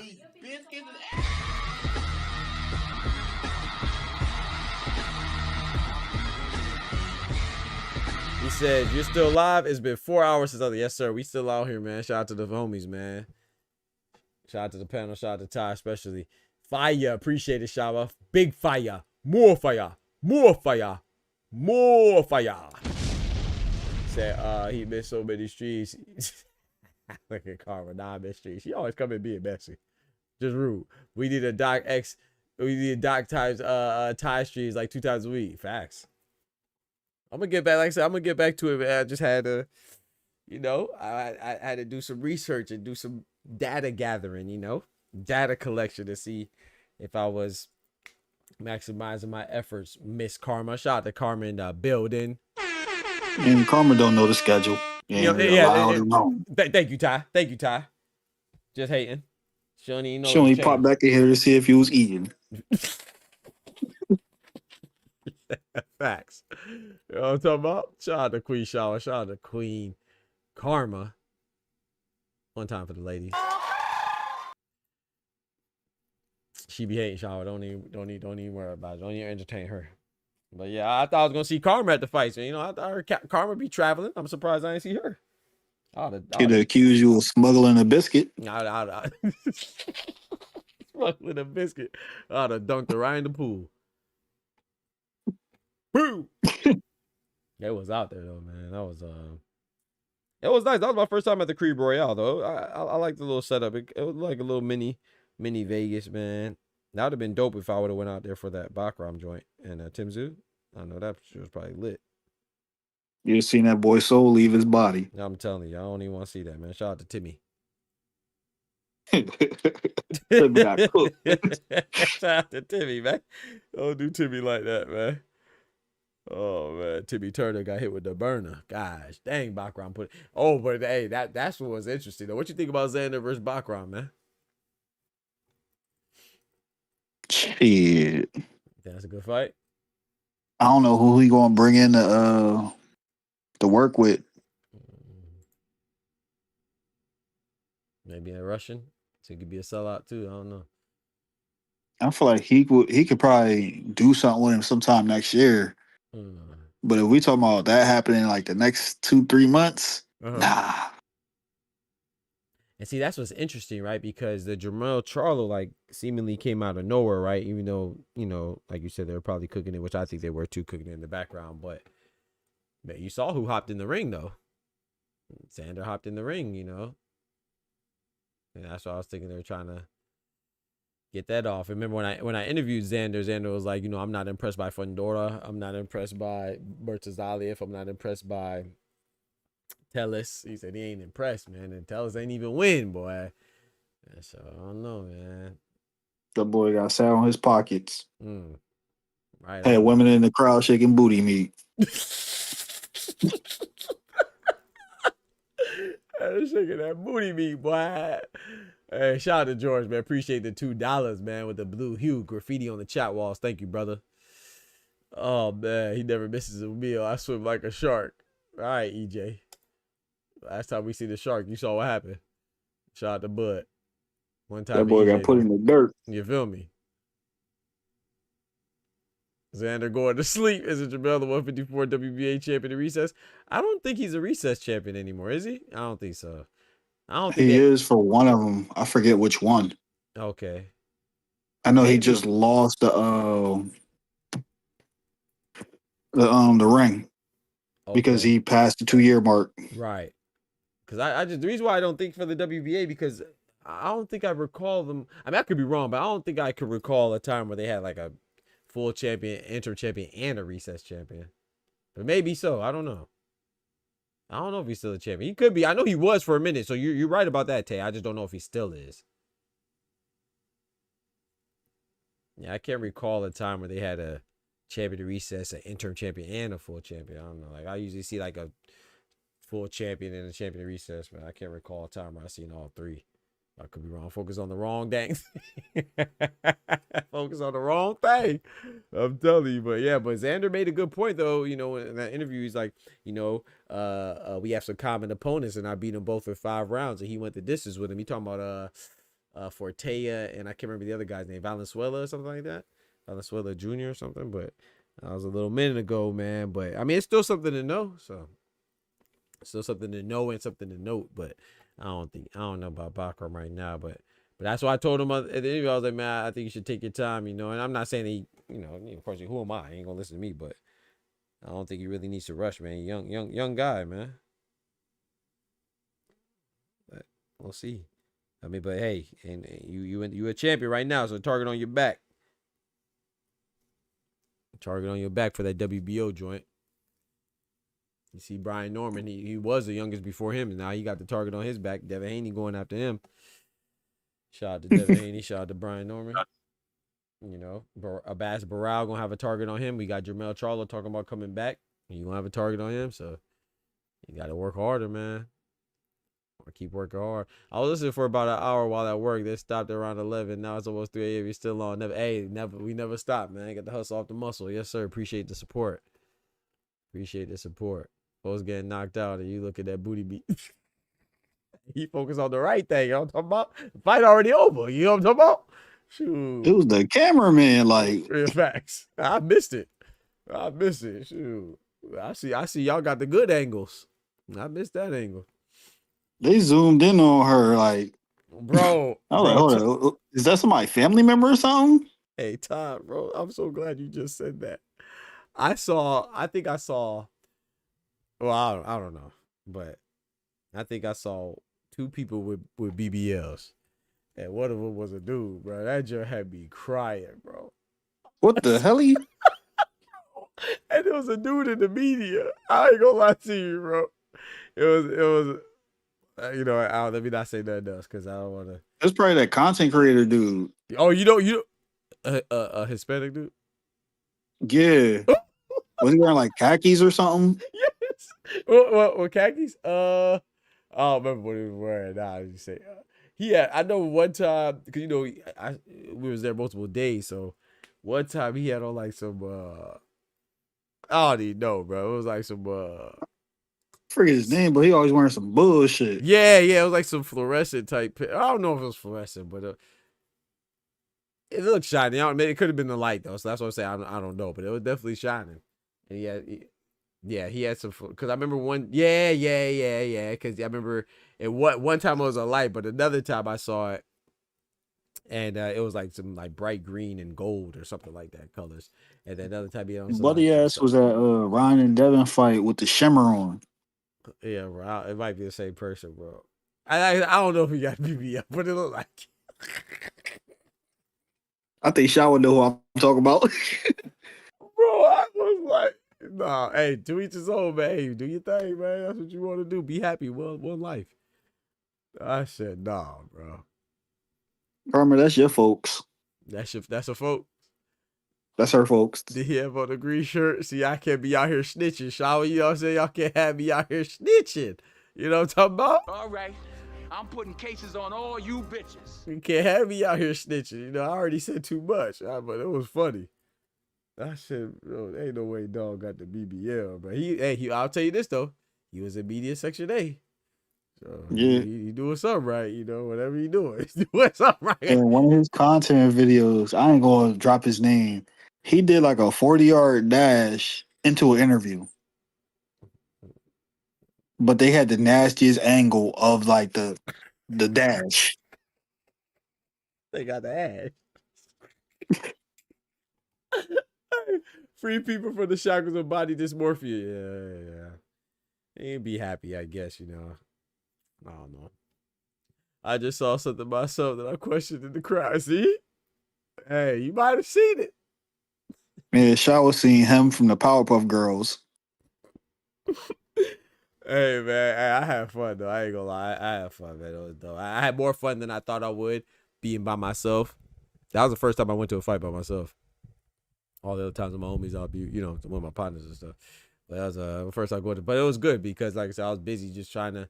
When I wasn't talking to somebody, I was scoping out, you know, and just seeing who to talk to. And some other people I was talking to too, like that was dope, man. So it was actually worst whooping Floyd versus Gotti or Bud versus Spence.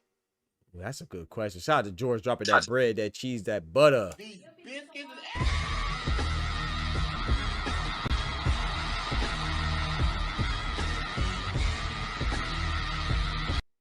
I might have to go with, I was thinking Gotti too, Ty, but the reason why I say Spence is because I was kind of expecting that could happen with Floyd and Gotti, even that was still worse than what I thought it was going to be. I was more so hoping it was going to be that bad more than expecting it was going to be that bad, but I knew it was going to be a possibility. But Errol Spence, I had no clue. I ain't going to lie. Like, so from a surprise standpoint and a point where I was like, wow, I would go with Spence and Crawford. But Gotti, rest in peace to Arturo Gotti, first of all. Second of all, I didn't like some of the things he was saying, so I was hoping that Floyd would do him like that. And I knew it was a possibility, but I didn't think anybody could do Spence like that. And if you want to argue that Spence wasn't the same, whatever, blah, blah, blah, still, I still was not expecting. That came out of left field. Shout out to Bud for that. That was crazy. And Gotti's ass whooping was kind of like Tim Zoo. It's because like when he got cooked, it was like damn. And he came back, had a light touch, and they got cooked again. God damn. He said he came back, got a light touch, and got cooked again. Damn. I'm sorry. Hey, man. Rest in peace, Arturo. That shit hot. That shit hot. The worst week in boxing, Cool Boy got whooped Monday. That EJ got whooped on the weekend. Shout out to Steph. Nah, Timmy need to make that list because he got the generational ass whooping. Yeah, he How you get cooked like that on your dad's anniversary? Yeah. And that was his first fight he attended, right? Too. First fight he got attended, he got cooked. And then on the anniversary of when like Costa got cooked and you know, he said, I ain't coming back out. Yep. His son went out the same way. Yep. Same night 20 years later. Yeah, Tim Zoo was bad. Shout out to Nikita Zoo. He just won a fight this past weekend or the weekend before that, I think. I don't remember who he fought, but yeah, that was bad, man. Tim Zoo was that was bad. Tim Zoo might make be him the fight worst. Xander. Tim Zoo? Oh no, come on, bro. Come on. Bro. No, Nikita. Oh, I'm about to say, come on, don't do Tim Zoo like that. Cause ain't he at 54 too? Yeah, you're right. Yeah, he's at 54 as well. I'm about to say, don't do Tim Zoo like that, bro. Let him breathe a little bit, bro. Nikita Zoo is Xander. I wouldn't be mad at that. Oh yeah, I wouldn't be mad at that at all. All I know is Timmy better not say Jamel name ever again. Facts. Wait, hold on. So who's that one? Okay, WBO Xander's free. Who's WBA? Oh, Bass Burrell. Shout out to him. Well, Terence Crawford technically, but WBC is who? Fundora? Yes. He's about to fight Keith Thurman, huh? Yeah. Okay. IBF is Bakram. He's about to fight Josh. Yeah, well, we'll see. Supposedly about to fight Josh Kelly, right? We'll see. The one that said, "Oh, the money was not enough." Just say you was about to fight the champion, bro. Right. Shout out to Fulton though, mate. Bro, that's what I'm mad about Bozy, man. Man, I was going, bro. I'm telling you, dog. I think Bozy would have put up to the channel, bro. I was gonna cook on that interview, bro. I was gonna talk about how he's a top 3 trainer in my opinion right now between him, Robert Garcia, and Bo Mack. I was gonna talk about how he got all the champions, just not including his son. You know, including his son. He got Booz and O'Shea Jones for she got the IBF, yeah, IBF. Gosh dang, Cool Boy got freaking Andy Cruz coming up. Man, he the best Derek in boxing. Bro, fact, that's crazy, Derek James. I was gonna cook, man. And I was gonna talk about how Weez Malima. I was gonna tell him how Weez Malima versus Boots is a good fight, and everybody compare Boots with Virgil. If we're comparing the debuts, then Virgil Ortiz fought, who is it? Frederick Lawson, and the second fight at 154 was gosh dang Thomas Delorme. Thomas Delorme, he stopped in 1 round, but he stopped him in 1 round after Boots stopped him in 1 round. I was gonna cook, bruh. I'm telling you, Bozy would have joined. We would have got an interview with Bozy on the channel too, bruh. He cracked me up. That's just how I go. You can't put him on no FaceTime or no damn Zoom. He gonna like, what? Oh, he don't Man. like. Oh, okay. He don't like that. On the streets, you better come see me in person. Oh, okay. Well, never mind. Scratch that then. He gave me the free pizza with the Ronies, though. Got karma hating. I bet you would have ate the pizza with me, though. That pizza was decent, though, too. Because you know, so crazy? Because I actually ordered that same pizza with pepperonis the night before. And then I was over there waiting for my panini to drop, and that's when when they were kicking the panini, that's when he came back with his pizza. At first I told him, nah. I said, but I'm good because, you know, I just had one last night and I had the panini. But there was the other fighter who just fought and was mad about the loss they had. It was his fighter. I asked them if they wanted it. Dang, bruh. They just fought. Was it his fight? No. Wait, who? Shoot. Who? Oh, Jonas Tellers, Abbas Barra. Was it Yankel Rivera's people? No, or Angelina Cordova's people? They were somebody was upset? Yeah, they were mad about the result. So I think it was but I asked them if they wanted the pizza, but they're like, no, we're good. No, thank you. Damn, probably the damn women. Cause that fight was Mickey. Oh yeah, no, she definitely got robbed. Yeah, Angelina, what's her name? Paulina Angel. Yeah, Paulina Angel got robbed by Stephanie. It's not Stephanie's fault, you know. Fighters fight, judges judge, officials officiate. But she was definitely the beneficiary of a robbery. That was crazy, bro. Ain't no way. I ain't gonna say no way, but I thought Paulina Angel won that. 10 in that pizza. What? Yeah, what does that? I don't even know what that means, bro. What does that mean, bro? That sound inappropriate. Ninjas is love right now though. Shout out to my guy Thomas. What's good, brethren?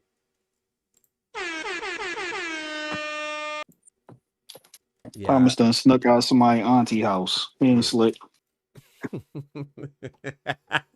Facts. Thomas out there creeping. But yeah, man, that joke was I'm trying to think. There was something else I wanted to talk about for that. I was like, man, I can't tell them this. I can't think of what it was though. Bob Santos was super dope. He was surprised. I could tell he thought I was gonna say he thought I was gonna say that I thought Pacquiao won. That's why I think he was so excited about that. He was dope. He dapped me up again at the night of the fight too.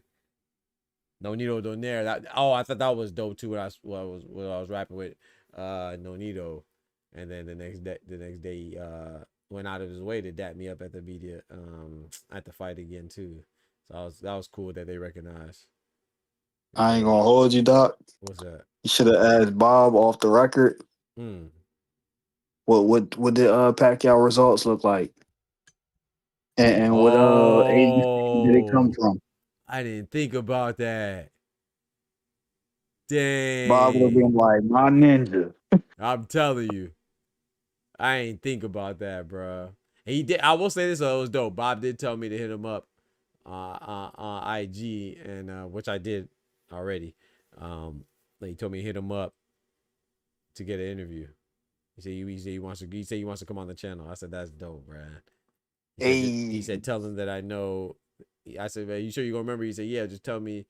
Just say in the message that we met in the Cree Royale. He said that he doesn't control his IG account, but he said if I say that, then hopefully that'll get to him or something like that. So I said it. Yeah, because Bob a Yeah, true. Yeah. So I think Crawford versus Spence because when Floyd destroyed Gotti, he was visibly mad as hell due to a court case he was dealing with. Yeah. Whereas Bud treated torturing Spence like it was a Tuesday, like it was therapeutic. It was just another got the club going up on a Tuesday. Shimon. Yeah, join up, Thomas. Yeah, the court is open. Yeah, pull up. I can't promise you how long I'll be though. I was supposed to get off like 45 minutes ago. Yeah, it's the late night. It's the doctor and the orderly. You feel me? What I'm talking about? We ain't gonna eat no IHOP. Nope. We ain't gonna eat no IHOP. Shower talking about some Shimon. Shimon Lee. Let me go grab a water real quick. Shout out to Thomas in the building. What's good, brethren? Go grab a water. Yo, Thomas. Shimon Lee.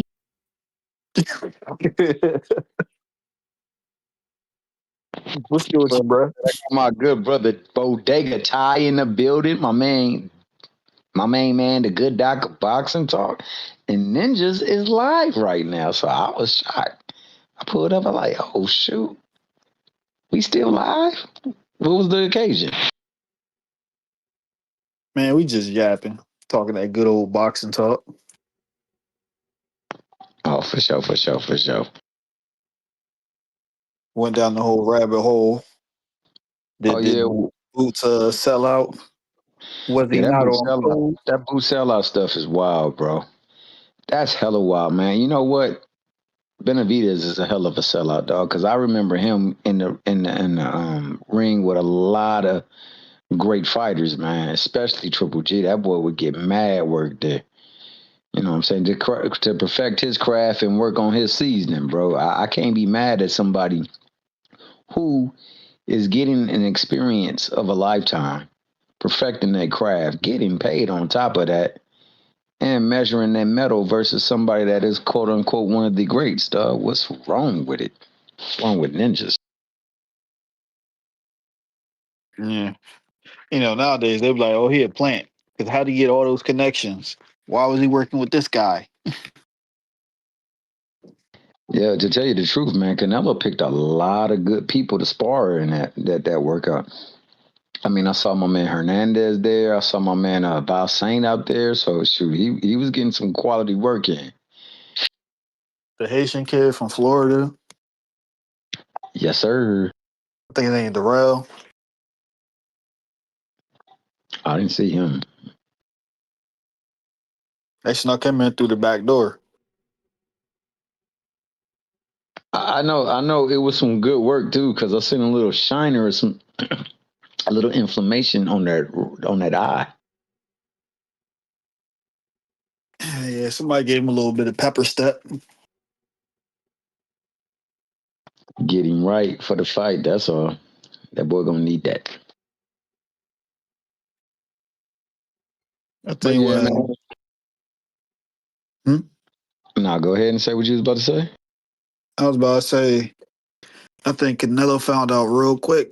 Jaron a little different than his brothers. Man, for sure, for sure. And Jaron was looking like he was glad to see no more 47 days. Yeah, it was bittersweet for him. I'm talking about physically though. Physically, that boy looked like he was in some good shape. Yeah. Yeah, I mean.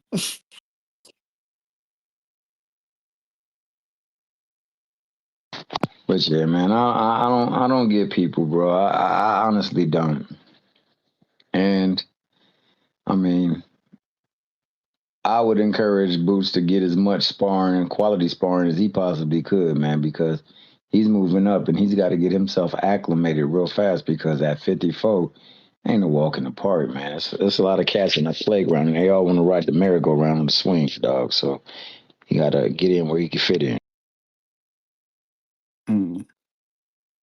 So, you know how Bernie the boxer came out here and was saying Boots ain't on code. But I had went down memory lane. I pointed out all these instances. Oh, my boy back. Almost fell. But yeah, I pulled up all the Excited about the food, man. Bernie's transgressions. But he ain't keeping 100. Then my man's hit my line. It gave me the scoop. Bud got a Mexican in the camp. Talk to him. What that mean? So is he on code? Uh-oh. No, it's only one-sided, man. Shout out to Thomas. What up, bro? Shout out to the good doc of boxing talk. I appreciate it, bro. Sound like you went and scooped up something to some good vittles, dog. Is that what we Yeah, did? man. Yeah, sir, ski. Yeah, man. Gotta have Yeah, some man. lasagna. Hey. Now, but continue on though, Bottega. Oh, with the mic that's going on, or the hypocrisy. Yeah, the hypocrisy.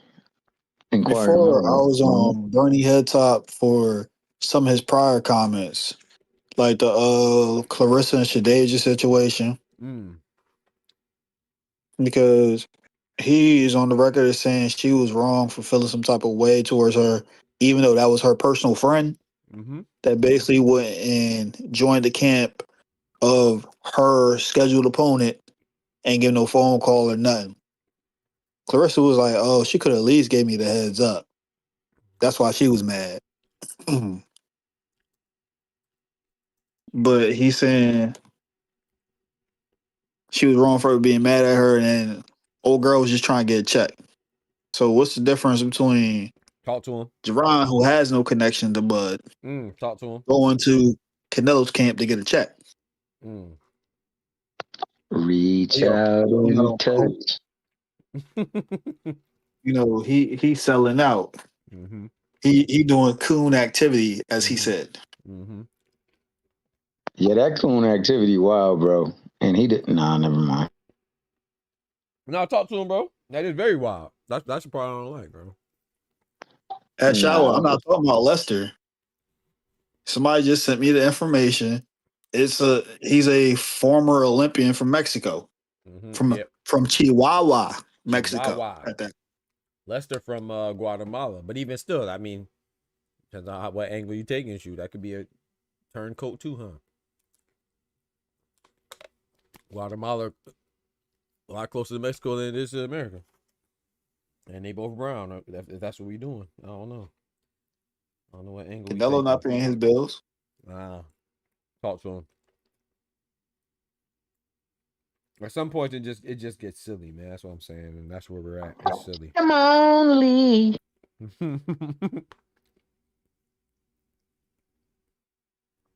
I'm all down for the this looks bad. Oh, I don't like the optics. Oh, you know what I'm saying? I wouldn't do it, but to go as far as to diminish and shit on someone's character, to call him a gosh dang sellout or a coon or like, bro, you going too far, man. Because you don't like him? Like, stop it, bro. Yeah, the Coons comment is wild, bro. Especially when you've been known to do paranormal activity. I You know like what I'm that. saying? Barracuda normal is crazy.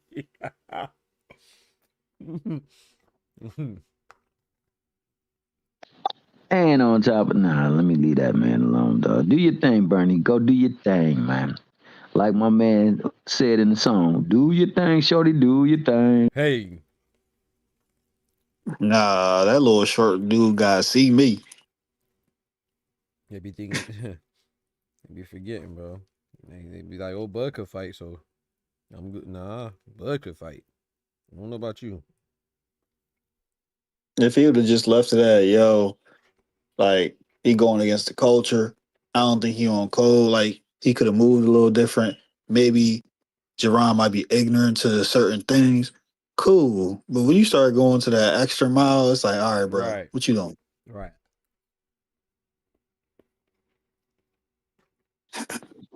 I mean, hey, anything to bring more vision to the fight, man. So I guess he's trying to bring people to the side so they can be like, yeah, man, bump that fool, man. What's wrong with him? Right.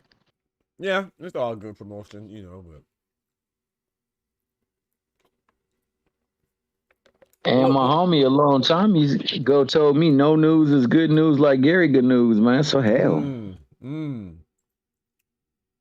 What what bothers me too about that though is the fact that that whole situation, and I'm not comparing the two situations as far as what is said or what's done, but the blasphemy in both statements is like, you got the whole situation with the people that are defaming Bud as far as a snack stuff with no type of real substance, and then now you gonna do the same thing to somebody with no real substance. Like it's not an accusation as far as like snack stuff, but it's just like, bro, he a sellout because he's going to work. Like y'all not friends. Like, y'all not in the same camp. He's And just they didn't going to even want to get break work bread in. with their young brother. Remember, he There had it an is. opportunity to fight him, and he chose Exactly. other than evening. Exactly. Which I'm He not mad chose at. somebody else. Right. Which I'm not mad at. But if you're not gonna give me an opportunity, you gonna be mad that I get an opportunity elsewhere? How you sound, bro? Shit. When Jaron had seen him in Cali right before the Majimov, when they were sitting there and they showed that little awkward encounter, Bud had told him, yo, you missed your chance. But keep doing what you're doing. Yep. That's kind of like their only interaction besides little stuff over the phone.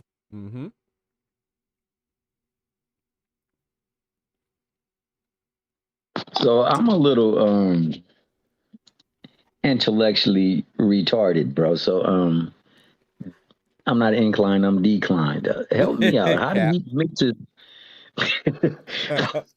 how did he miss his chance? Explain to me how the ninja missed his chance. What did he do wrong that he missed his chance? I don't know, man. Maybe I he's too young. mean, I guess he's too young. I don't know. I don't know. He missed his chance of coming out the womb, I guess. I don't know. Because I be knowing. So Ty, what he do that he should have done, or what didn't he do that he did? Like keeping it G, Bud, a spiteful dude, he don't forget. It was a time when Bud was looking for an opponent. Oh, okay. Prior to him being even ordered for the IBF, prior to him actually finalizing with Arrow, when he was on BLK Prime looking for an opponent, he got in contact with Bozy. Bozy's like, fuck it, we'll do it. But they couldn't circumvent Stephen F. Spinoza. He got that and he was like, I'm not sending him nowhere.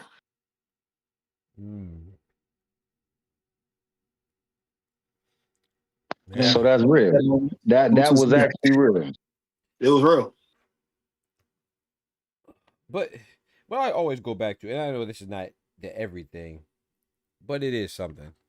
Who Canelo sparred with Ennis, right? And who is Ennis to Jaron? His brother. Okay, so if you want to be technically speaking, right? Because we're talking about here as a sellout as far as being loyal, right? I mean, if he's worked with Canelo before, he's actually it would kind of be, disloyal to not work with him now. I mean, he actually has more loyalty, more reason to be loyal to Canelo than to Bud. I mean, since they have a rapport with each other. Not just does Boots have a rapport with him, his older brother, and and Farah too, right? Farah Ennis. Yeah, Farrah. He Farah. sparred with I said Farah. Farrah I after he even said lost Farah. to Badu Jack. After he lost to Badu Jack, that's when he sparred with Canelo. Okay. So they have a history. Yeah. Oh, okay. But he's a sellout. And apparently Bozy really don't rock with Eddie Reynoso like that, but he don't mind doing work And that's what this if is. his guys are compensated. Oh, and this is work, right? Yeah, Oh, okay.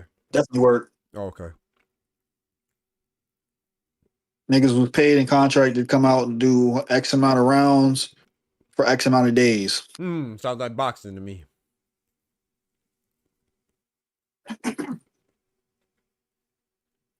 He'll be so thirsty Yeah. to assassinate somebody's character. You a sellout for doing your job. Hey, that's the danger of these damn phones, bro, and these damn platforms, boy. They take it too far each and every day. Come on, man.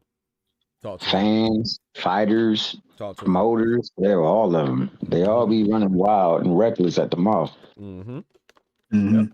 I don't know how much this mattered to the narrative guys, but Boots isn't even the primary sparring partner. Of He's only course. there to give specific offensive looks. Of course.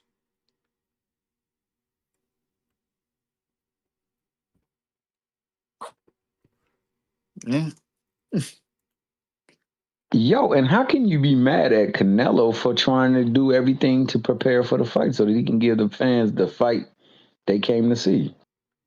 I don't think anybody's mad at Canelo though. It Yeah, just seemed you're like right. everybody heard something and they ran with it just because it seems like it's popular to hate on Jaron at the moment. Yep. Oh, it's so popular. Hate on him. It's so popular. Mm-hmm. And it's easy. Let's push back. Easy to kick the dude that's already down. Mm-hmm. Just like with the Buzz stuff. When he wasn't too favorable, oh, let's talk about, oh, he's cheating with the gloves. Mm-hmm. Or, oh, he's too small to fight Canelo, but everything was fine and dandy when it was Errol Spence Jr. Mm-hmm. Don't know about the vegan chocolate chip cookies though. I'm doing good. Nah. He good to get up in the ring with him for sure. I mean, hell, anybody good to get up in the ring with him. Jaron El Jefe Ennis will Floyd be considered a sellout if he was sparring Manny to prepare for Manny or Spence to prepare Manny for Spence? I don't know what the rules are these days, supporter. I don't know, man. I don't know what constitutes as a sellout or loyal or a snitch or going against code or abiding by the code these days. Well, see, the thing with Floyd sparring Manny for Spence, Floyd just want to interject himself into the limelight. Like, if he win, it's because he learned from the best. You know what I'm saying? He went in there with the best. True. It won't even be Pacquiao that won. And he won because, he was in there with greatness. You know what greatness looked like. You know how greatness performed. Facts. I ain't gonna hold you, but off the example that supporter gave, knowing the history between Earl and Floyd, that would look kind of shaky. I think it would too, because Spence being in the camp with Floyd before or in the gym and stuff. You somebody that worked with me, I endorsed you at one point, and then I go jump in the camp of your op or your opponent. But like you said, it would look That's crazy Floyd, because you worked with him, not because yeah. You know what I'm saying? I think that's important. Shout out to you. Yeah, that's typical Floyd-ish right there, boy. Floyd known for stuff like that. Pollo in the kitchen. Yeah, facts. Shout out to Ty. Ty, that's an alert. What Ty the set it first off. Ty set it off with the dub earlier, bro. You just came late, man. You got to run it back. And the last show, Oscar set it off. Yeah. Mm-hmm. We talk about Jaron Ennis out here not being on code, but where the fuck was Floyd when he was allegedly telling Ryan 3 3 pounds? pounds. No, but he's American, so it's cool, you know. Because they didn't specify what it is. Remember, it could be because he's not because Canelo's Mexican, or it could be because. But I thought Ryan was Rasta. Yeah, I thought so too, but I don't know. I mean, he's American, man, Mexican American, but I don't know what, because they make up rules as they go. So is Boots off code because him and Crawford are both black, or are they both American? Like, what is it? A nationality thing? Is it a complexion thing? I don't know. I'm confused. Is it both? I don't know. I don't know what this code is that he's violating. So, I have yet to see somebody articulate it. I just see that they said he's in violation, but they ain't tell me what code. Man, What code he was in violation of. Oh, it is. Whenever you got an affiliation to Al Heyman from some stretch of imagination, you off code, dog. So he catching flack for that. Also, he catching flack because the Buttercup, they don't like when people challenge their fighters. So he came out there. He was trying to go the route to get a fight with him. I didn't know that they turned down an option. Well, they had an option turned down, but I mean, I thought that was Bud just talking to his talk. But if it was real, he ain't really got much legs to stand on with that.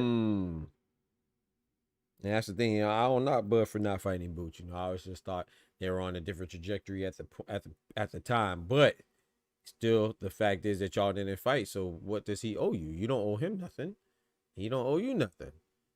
You know what I'm saying? So I don't understand. Like, sometimes we just be making issues. And you're not gonna just be petty with me and me just be cool and chill with you and be on some type of code with you. Right. That's Exactly. I thought the best example was what Ty, or I don't know if Ty brought it up or I brought it up, but either way, I know we both say the same. It's like, I don't remember anybody saying when Shakur was in Lomachenko's camp, that he wasn't on code when he was preparing Lomachenko for, was it Gary Russell? Yep, it was Gary Russell. He was part of the collective. Sure wasn't. Come on, See, he was on the collective side at that point in time. When you cross to the dark side, you can't even sneeze right. Okay, appreciate it. Sneeze, they won't give you a bless you at all. They say, "Goddamn nigga, why you sneeze like that?" Crazy thing is, Shakur wasn't the only black face there. Exactly, and I have no problem with as many as were there. I have no problem, bro. This is boxing, dog. They're sparring, man. Like, do you think when they Boots spar, don't they get a check? They get a check a lot of times. So you mad because the ninja providing for his family? That's what it sounds like to me. And don't forget, Thomas, he has a fight coming up too. So this is preparation for him as well, because he has a fight October 11th. The best preparation. Okay. I'm funny example. Hey, Thomas, do you remember who Jermell Herring? Who was his trainer when he fought Shakur? Oh, you got me on that one. Who was his trainer? Bomat. McIntyre? Yeah, ain't that Bernie the Boxer's camp right there? You're right, it was McIntyre. And Shakur close to that camp. That's one of their people. So where was he at talking that on code and the Black Power stuff when Shakur finessed it that his perceived to be man's? Because Jamel did him a solid offering at 50-50. And you know what I just like? Oh, my bad. I thought you were done. Sorry. Oh, that's okay. We know Shakur, he did some dirty work, went back and finessed it, and somehow got 70-30 his way. Got a champion defend his belt for 30%. Wow, bro. That's what be his man. And he said they cleared it up afterwards, so he understood. I don't know how you can understand how I'm the champion and I only get 30%. Right. But to each his own. I guess it's different out that way. And I This is like what coming off Ty said too that's a about rare win. right. That's crazy. But whatever, Hey, bro. hey, Ty would know that's that New Jersey swing right there. Hey, but I like what Ty said too about if it is about unity, then or whatever, which I'm an advocate for, it should be. But to me, this is being more divisive. You know what I'm saying? And it's like I don't know, man. Some people they make it seem like their objective and their mission is for unity and I don't know. But when it comes down to it, it's like you're trying to be more divisive, and this is not promoting solidarity, bro. Like you're making it seem like you have to do this in order to be down with this. And it's based on it just changes on a whim, you know what I'm saying? On a Tuesday it changes. Yo, but make an interesting point, dog. If that's your dog and you do him like that, how could you even be mad at somebody who ain't even got no relation to you at all? We're not. Matter of fact, the last time you saw me, you rubbed it in my face. Okay. That you couldn't get the yo. How am I? Yeah. And my wife ready to swing on you, but everybody looking at her like she crazy. I think it's kind of funny how at times we see people from that camp. I'm not trying to make this a knock at Bud, but he's part of the problem. Whether it's Bud, Steven, or Bernie, the main culprit. It's like they talk about these morals and principles, but they only seem to try to uphold it when it comes to people that ain't really in their circle. That part. But when it comes to their guys, oh, nah, we rocking with right or wrong. Whether it be Shakur doing shiesty shit, Keyshawn out here acting out of character, doing the things he did. Sorry, but not sorry. Shout out to Shawa. Say, yeah, he was out of Bull Max camp. Come on now. She got that bootleg. She got that bootleg. Quick. No, I think she was talking about the Jamel Herring. She's agreeing with you, the Jamel Herring. Oh, yeah, for sure. She definitely was talking about that. Shawa in here on the late. Appreciate you, Shawa. After the fight, Bowmack was right there with the bag of Cheetos. Like, damn, bro, you ain't have to do my mans like that. Not at all. Why he had to have the Cheetos, bro? Come on, bro. My boy did have the Cheetos though, man. He had the Cheetos. He did. Yeah, that's when he had the blowout too. And not He had the puffs, or he had the crunchies. You know, he had the puffs. He had the cheese puffs. He had the puffs. Go ahead, Ty. Go ahead. Yeah, the puffs go crazy though, bro. What y'all like? Puffs or crunchy? I like the crunchies. Yeah, the crunchies. I like the crunchies. I like the crunchies better, but when I'm drinking stuff, I like the fuss. Okay. That's how I feel. Like you see, mine is not really situational based on. But mine is just like I go through times where I like the crunchies, and then sometimes I like the puffs. You know what I'm saying? You know, it's just I don't know. You put the. I don't want to pause moment because you know some people. Nah, you good, bro. You good. We don't but you got immunity. You know what I'm talking about, Mr. Thomas. You know what I'm talking about? Saying you like the puffs is only a pause in the UK. Hey, you know, but check though. You remember the what's the name? House Party? House Party movie, right? Remember when my nigga Dick Gregory was up and they was making the Kool-Aid? My nigga had the gray sweatshirt on. He was sitting there eating the cheese. Had no blowout. That's how that nigga B-Mac. I mean, Brian McIntyre was looking when he was sitting eating them Cheetos. Residue on the turtleneck. Hey, bro, Bo Bat be going in, bro. Hey, bro. Y'all gotta chill out on Bo Bat, man. I can't eat none of them shit no more. They can't. Hey, that ninja was getting comfortable. I can't never be mad at somebody that was getting comfortable. No, I'm telling you, bro. I'm telling you, man. Cheetos be hitting, man. He said both. You like a both shower? He said, not out gay. That's what I'm talking about. Yeah, them bad boys, boy. Them puffs be kicking too, but them crunchies, oh, that's my joint. Yep. So, that's that guy said young MA. Yeah, them crunchies go crazy though. Yeah, y'all rock with the hot ones, the flaming hots. I wanted to say them, but it was going to be a pause. That's crazy. I'm like, yeah, the favorite one. Yeah, you see? Yeah, nah, I'm never gonna hit nobody with a pause. I recognize we grown, man. That's crazy, bro. Yeah, Hey, we but grown, man. We grown, man. We grown, man. hey, you remember them Chester hot fries though? Ooh, them I bad remember boys. them. Yeah, I forgot about them. I actually forgot about them. Yeah. Who's gonna get upset on the Canelo versus Bud card? I don't know. Are there really any upsets though? I mean, I'd have Callum Walsh beating Fernando Vargas Jr. Maybe is that upset? I'm not sure. I do have Callum Walsh winning. Lester Martinez and Christian and Billy. I think that's a pick'em fight. I'm not sure where I'm going. I would lean towards Christian and Billy slightly, but I'm not sure. I like Lester Martinez a lot. I like Christian. I'm not sure about that. I think it's a pick'em, but I would lean slightly towards and Billy. I don't think there's an upset in that fight. Yeah. Oh, nah, he bugging. Which one's upset? I'm bugging. No, I'm talking about supporter in the chat. He bugging. Oh, what he said? A Bass Barat. Oh yeah, you wildin'.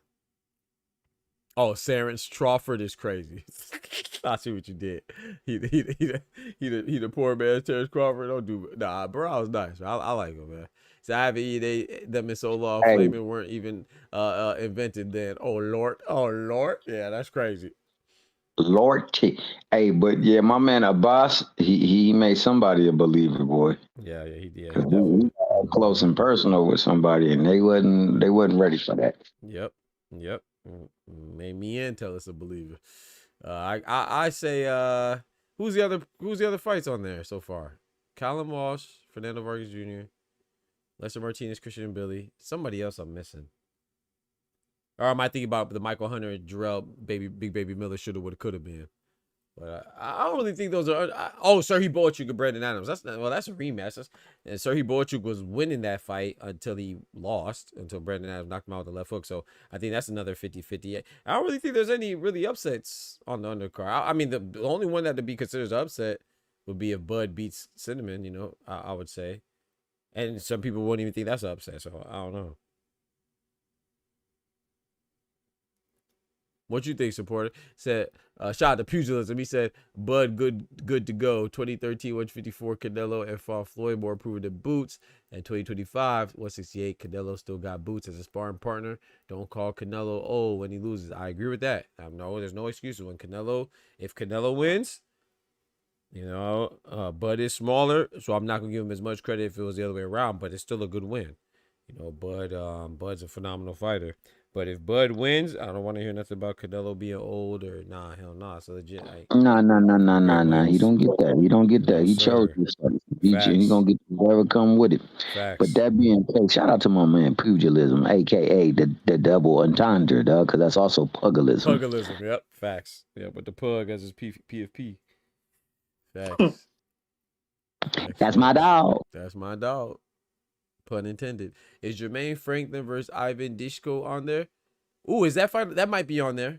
I have Ivan in that fight. Ivan Dishko. I haven't won in that fight.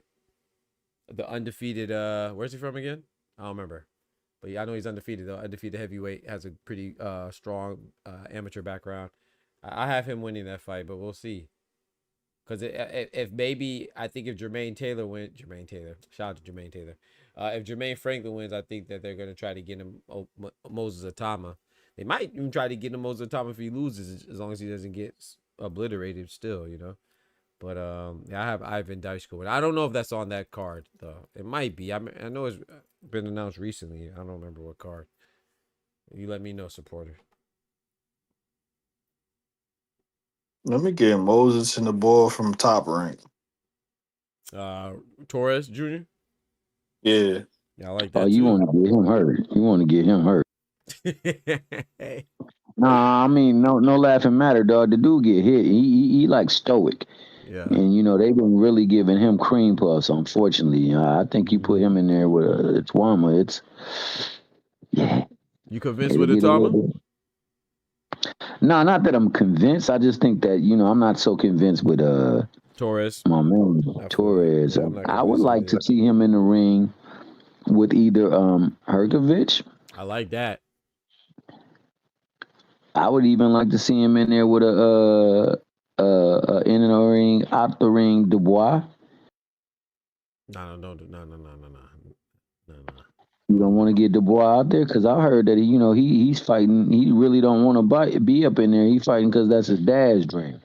Caroline Okay. dropped the beans and said, I'm really the boxer in the family. This ninja don't really want to be in there. No, that was wrong for his sister to do that though. Yeah. She said that she wilding. I mean, I know her and her dad ain't got the best relationship, but she said that after he lost, she wilding. No, she was saying that he was soft before that. She was saying he was never the one that wanted to box. Oh. Even though we can see pictures of him at 11 and 13 looking big as hell. Yep. With David Hay. David Hay. Yep. But she said because he was a specimen, a physical specimen, they put him up on it because he had gifts and whatnot. It's just that his head was never really into it. She was the one who really wanted to be into it because it was explaining away how he could just break down like he did that one fight with Joe Joyce. Well, Joe Joyce too. It happened a couple of times. It also happened with the first fight with Usyk. Okay, I got you. Yeah. Now I won't say that he was like I thought the first time when I looked at it, he was doing much better than he was when I looked at it again. But he was definitely controlling a lot of the action in that fight. And then the knockdown happened. And I'm going to stand that it was a knockdown. Talk you know to what I'm him. saying? That was a fair punch. That punch was on the top end of the belt line. Talk to him. You know what I'm saying? And my man, he went. There's a reaction that we as men have when we get hit down in the family jewels. Mm-hmm. And that ninja did not react that way. Now he reacted like when you get the wind knocked out of you. I agree 1,000%, bro. And I don't believe he would have been able to get up in a 10. I don't care if it was a freaking Mike Tyson, aka Wilder type 10 count. Mickey Freaky was not going to get up within that time frame. Yep. And he did Cadillac the rest of it and took all 10 minutes that he could take to get himself together. But you're not supposed to break down. You're not supposed to go apart. That, if anything, lets you know, oh, he's sensitive to the stomach. So let me attack that stomach. Absolutely. That Mickey Freaky boy, he turned the other cheek, so to speak, and got sat on his tail. What'd you say, Todd? I agree with you, dude. I said, Yeah. I know. Nah, bro, we gonna let He you said, ride. let me play it for you guys. Nah, we cool. We ain't hearing nothing, bro. Let You me feel play me? it for you guys, dog. Nah, bro, he you did a good. Martin Luther King. He turned the other cheek. Turn the other cheek. Yeah, So whoever no we got, problem. Khalil That's Cole it. or Jesse Hart. Yeah, I'm going with Big Stepper, man. But Jesse Hart, I was watching Jesse Hart. He just fought on that Team Combat League joint with Steve Cunningham. I was watching that the other day. I was like last week No or a week ago. ditty. Yeah. Go and put the no ditties. Yeah, I got Cole though.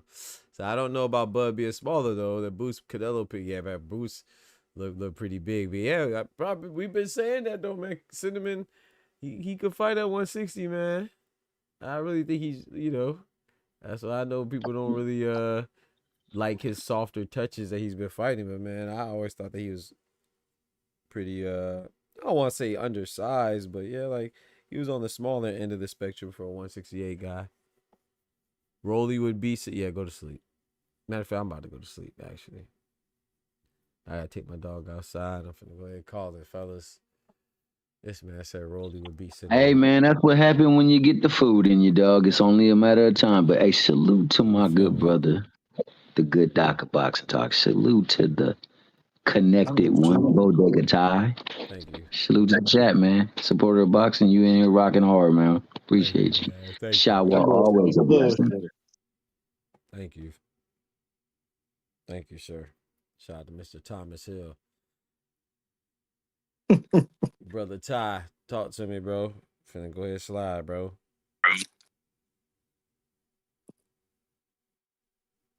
Bernie the boxer. Bernie the midget. I'm on your ass. I'm still out here in Texas. From Fort Worth to Houston. Don't fuck with me. Talk to him. And that ain't a threat there. It's just an invitation. That's it. Hey, let's talk about some things. Yeah, man. Shout out to our brother Ty. Shout out to Kendrick. Shout out to Thomas. Shout out to Irony. Shout out to Oster. Shout out to Tufo. Who else put up? I think that's about it, right? Shout out to all the panel, man. Gotta get Shawa on here next time. You feel me? But yeah, man. Appreciate y'all rocking as always. I'm gonna go ahead and slide my brother Ty, man. God bless you, bro. All right, bro. Yes, sir, man. I'm gonna go ahead and call it. I'm gonna be back on tomorrow, good Lord willing. I do not know what time. I want to get back to the morning shows, but obviously not this mountain because we already deep in the mountain. While you're yawning. But if you do, everybody, if you are one of the members, you get the access to the chat 24/7, 365, even when we are or aren't live. You know what I'm talking about? Bars. So go ahead and do that with the Discord, man. Shout out to all the members. Let's run through the gosh dang super chat. Speaking of the super chat, shout out to my brother Clone dropping that bread, that cheese, that butter.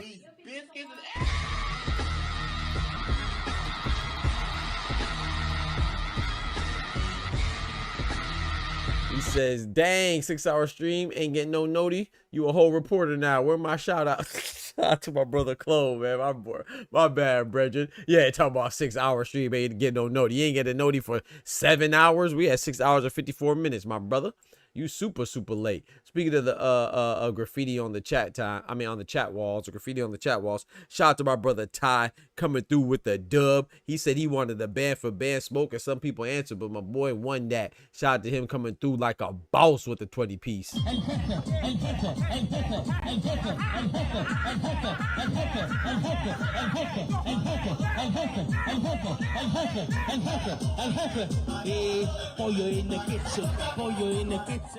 Pollo in la cocina. That's a big dub. Shout out to my brother Ty. Shout out to Tech Dumb Dad with a 10-piece. Dropping the Hello Yellow. $10 on a fellow. Shout out to Tech Dumb Dad for renewing his membership for 14 months, going strong, man. Thank you, bro. Big member. Shout out to Ty for the extra $10 with the Hello Yellow on a fellow. Shout out to Oscar Perez for the $5. Ty for the $10. George the Last Patriot for the $10. I missed this one. Oh my goodness. Shout out to George the Last Patriot dropping the $10 on the chat. I apologize, brother.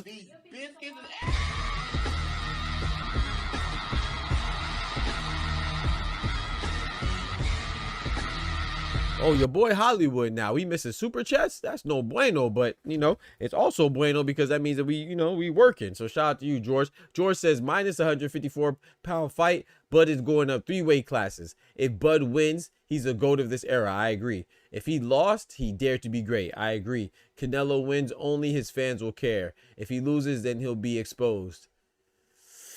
I care if he wins because I still think that Bud is a very capable fighter, but I agree. It's definitely more impressive if Budrick wins than it is if Cinnamon wins, right? It's less. He's the bigger guy. That's how it's supposed to be, But I will give him credit for beating. I just won't give him as much credit as I'll give Budrick. Shout out to my guy George Last Patriots. I apologize again for missing that message when you initially dropped it, man. Thank you though. Shout out to DZ for the 5 gifted memberships, man.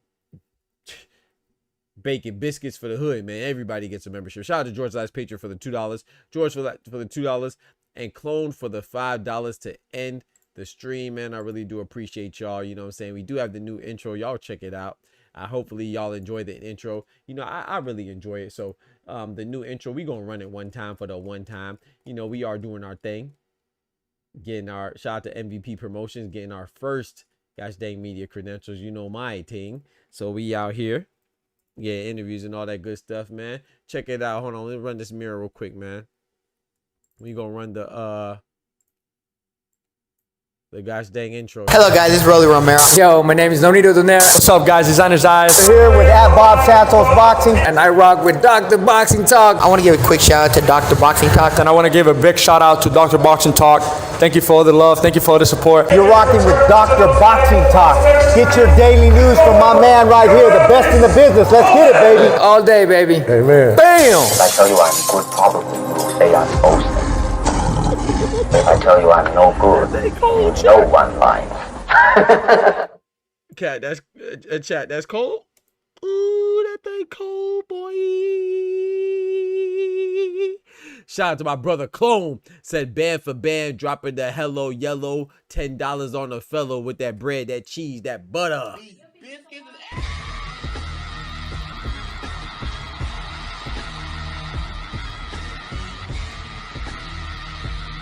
Said band for band. I think I'm gonna get 2K. The trailer looked dope. Oh yeah, you about to get it? I'm not gonna lie, bro. This one's trying to get me back. Can we get an interview with Alicia Bumgarner and Sugar? Freaky ass. You old freaky ass shit. What do you mean by that? This man said, I bet he don't even know Shaneka Johnson's name. He just know her as Sugar Neeks. Well, you want to see them sugar cheeks. That's what you want, freaky ass boy. He said bad for bad. Hey, I ain't gonna lie. That 2K looks dope though, because bro, you remember when I used to play, right? Oh no, I didn't know you then, but I used to always say, why don't they make female characters? And people would say, oh, I can't have a girl dunking on me. It's like, bro, you're not really dunking. You're playing a video game. It's a simulation, you goofball. I don't know. People people be so insecure with themselves. Like, why does it matter if you're dunking or male guards dunking or female centers dunking? Like, it's a video game. This is not real. You know that, right? So who cares if it's Michael Jordan dunking or Lisa Leslie dunking or Angel Reese dunking or Caitlin Clark or Steve Nash or Steph Curry? Why does it matter? I think it's dope. It promotes inclusivity because number one, there's not that many women gamers in the first place, but the ones that do game, don't you think that it would be cool if they could hoop with a female player? It's just common sense. So they're finally doing it now. I feel like they only letting you do it in my team, which I think is very stupid still. You should let you incorporate a female player in the park as well because it's fake. Again, I can't emphasize that any further. It's simulation. But at least that's a start. You know what I'm saying? You can make the my team co-ed teams. I think that's dope. I was thinking about copping it too. Shout out to my brother Clone, man. But yeah, I agree. I think that's dope. And I don't even know why there's any hang-ups about it. It's like you play Street Fighter. Do you really think that you're fighting? Or are you just playing with a character named Ken, Ryu, and Chun-Li? What the heck, bro? Like, these dudes, it's crazy. Embarrassing. Shout out to my brother Ty. He dropping that bread, that cheese, that butter.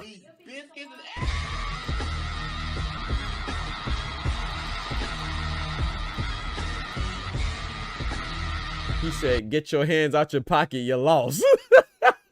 Hey, they're having a band for band war. Shout out to Clone. Shout out to Ty, man. Came in with the clutch. Ty see one podcast where old boy with the mohawk was talking about the cowboy hat dude. Huh? And how he put the battery in his back to get his receipt. They set my man up because I guess it was some type of beef. Wait, what you talking about? That Raja situation he did was wrong, but the promoters are liable for the whole incident. What y'all talking about? Oh, you talking about Quentin Rampage Jackson's son. I heard about it. I didn't really know much about it, but I was hoping it was a skit, but it's real? Damn. He said, get your hands out your pocket, you lost. You snitching? Out here snitching? Hell yeah, Ty finding ass in the crowd. Why not? Yeah. Ty be finding ass in the crowd. It's crazy. I missed it. Shout out to Chloe dropping that bread, that cheese, that butter.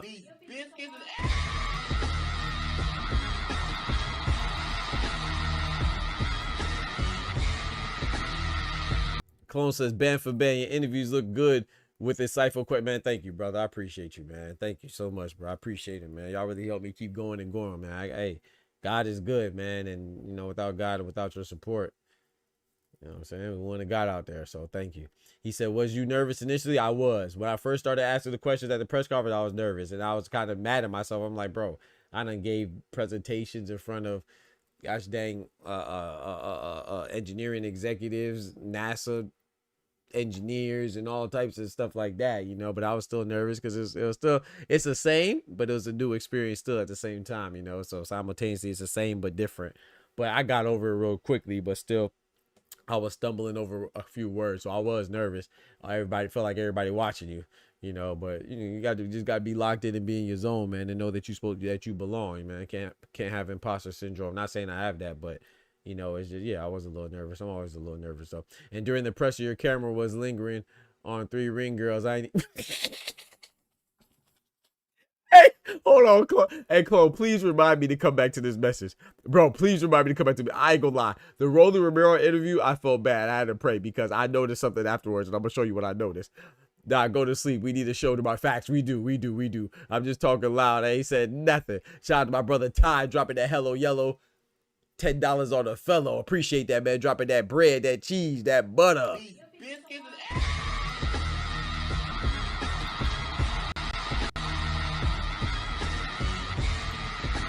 He said, I said, get your hands out that pocket. Hey, man, y'all showing too much love, man. I appreciate it, man. For real. Shout out to Shawa. Shawa got a new video, says a message for Brian Norman Sr. to Bill Haney. I might have to check him out. I'm going to check that out. As I go and lay it down. Freaky as hell, bro. They freaky as Clone freaky as hell, bro. I wanted to show this to Clone though. Support Ty's Birdie the Boxer. Barty the Boxer is crazy. Oh, they going crazy. Oh, they really battling, man. They got the 10 on the 10 on the 10. Ty sitting on M's over there. I heard he took Clarissa to Rue Chris, then to the Waffle House balling. Shout out to my brother Chloe dropping that bread, that cheese, that butter.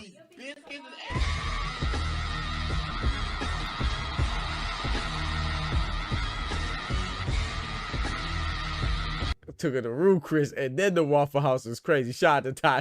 Ty said he on demon time.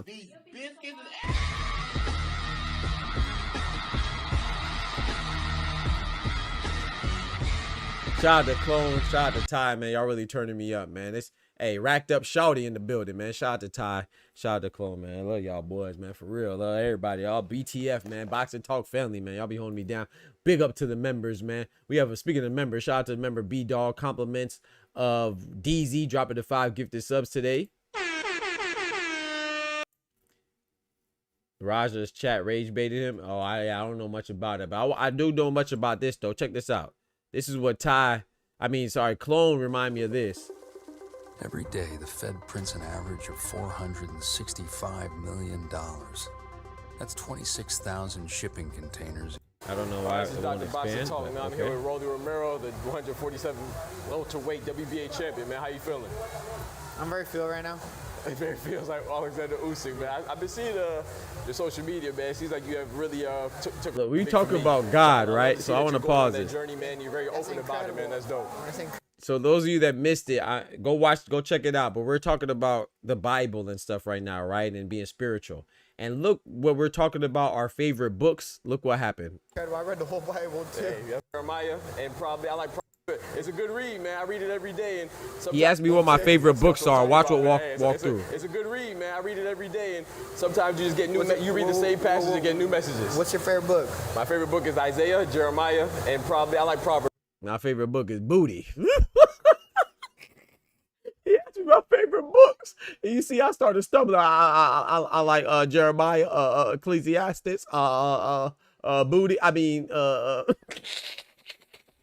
Is Isaiah, Jeremiah, and probably I like Proverbs a lot too. Yeah.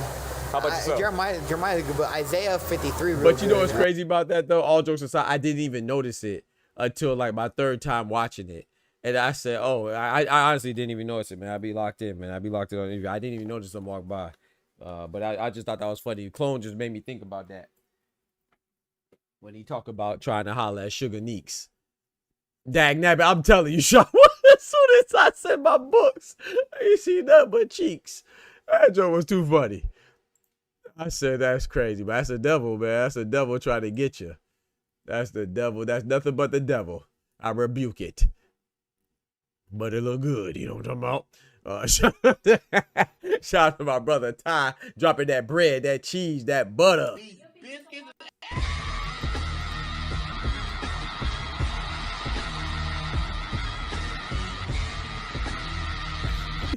Ty said, supporter of boxing just knows how he broke. Talk to him.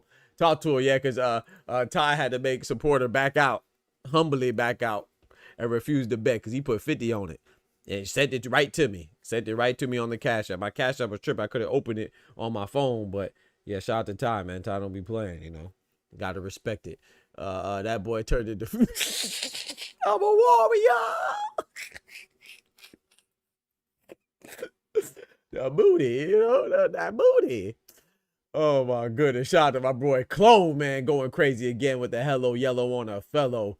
Dropping the graffiti on the chat walls with that bread, that cheese, that butter.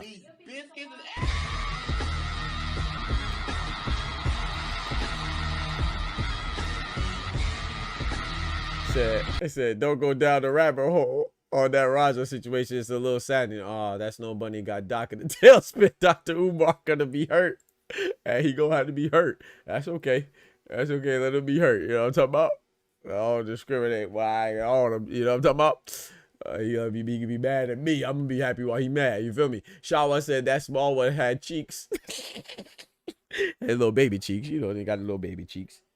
They be trying to make it. They be trying to make sure that the clothes tight as heck to make any little thing poke out. Well, you can see a pimple on them the way they be poking. Little baby cheeks. Hey, but hey, little cheeks need love too. You feel me? Chloe can have Micaiah Mayer and Clarissa. We both can't be sharing the same ones. Shout out to Chloe, man. Shout out to Ty.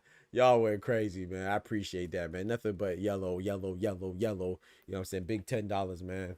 Appreciate that, y'all. Shout out to Ty for initiating the challenge, and shout out to Clone for responding to the challenge, man. I appreciate y'all, man. Y'all ballers. Keep me going and growing, man, for real. Everything just goes towards having the stream just keep on improving, man. Improving and allowing me to do what I do and what I enjoy, man. So I really appreciate y'all, for real. From the bottom of a young man's heart, you know. I be putting blood, sweat, and tears into this thing. Real. Literally and figuratively, man.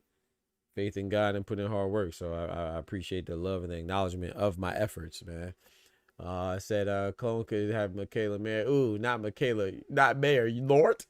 Hey, Michaela Mayer be looking young and old at the same time, man. Shout out to Michaela Mayer. I like her as a fighter, but she be looking young and old. Shout out to my brother Ty, dropping the graffiti on the chat walls with a big dub, that big 20-piece coming through like a boss.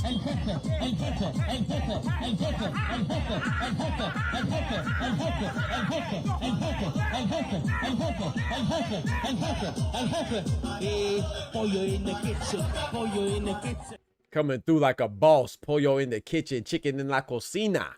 Appreciate that, bro. He said, shit, I might as well pull back up. Shout out to my boy. He said, I was not done. I'm not going. Shout out to my brother Ty, man. I appreciate it. That's the second 20 piece of the stream. You feel me?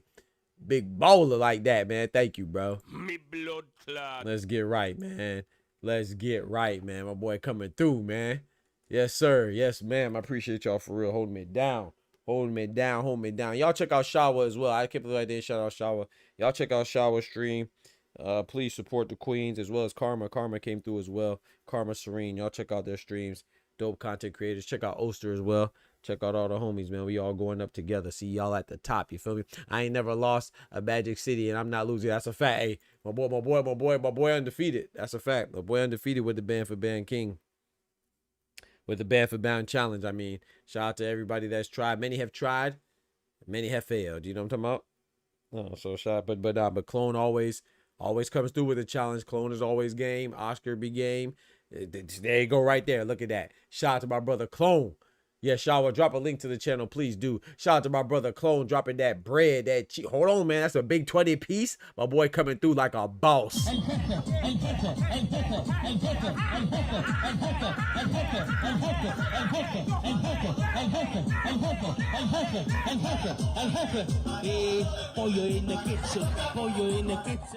Bro, I'm not gonna lie. I think we done made the most we ever made in one stream, bro. We need to keep doing this, keep on breaking records and kicking down those. You know what I'm talking about? Shout out to y'all. I don't know for sure, but I think so. Shout out to my guy Ty. He says, Ty won this one. Sorry. Shout out to my guy Clone. Ty won this one. I feel like Plan after Resendez laid paws on him. Plan started acting like his name was...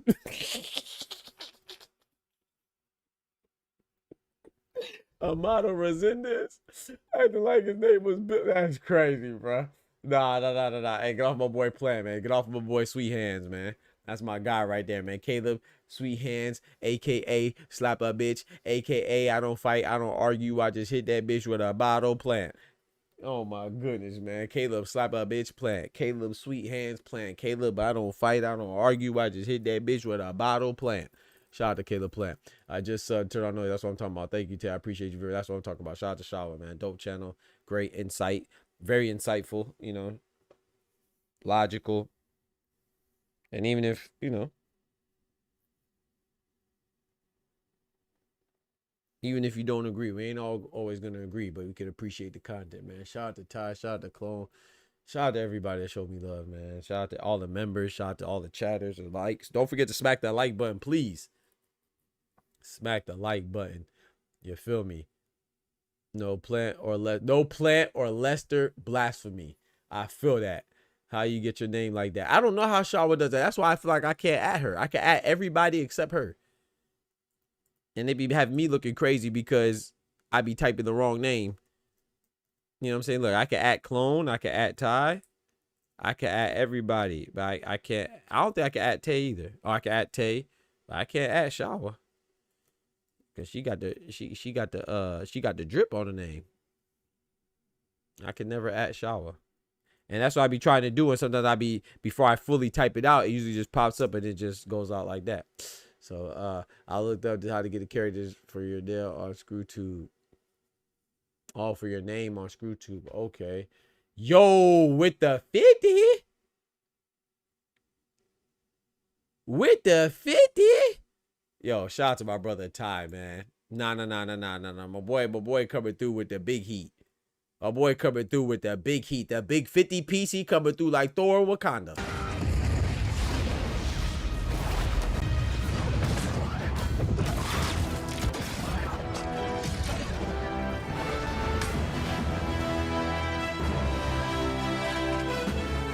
Now my boy coming through, that's too much sauce. That's too much sauce. He coming through like a boss. El jefe, el jefe, el jefe, el jefe, el jefe, el jefe, el jefe, el jefe.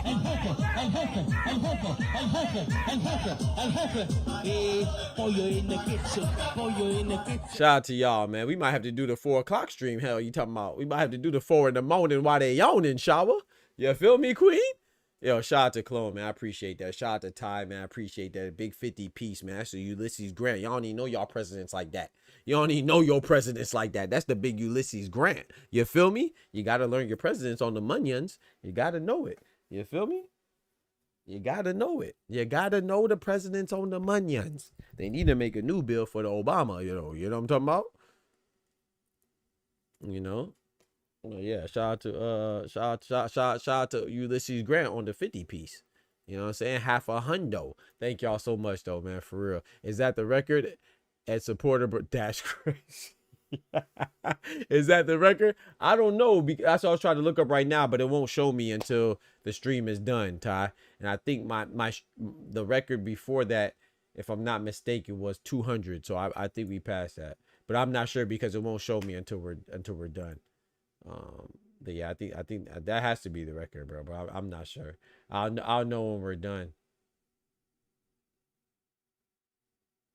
But either way, though, man, y'all turn me up, bro.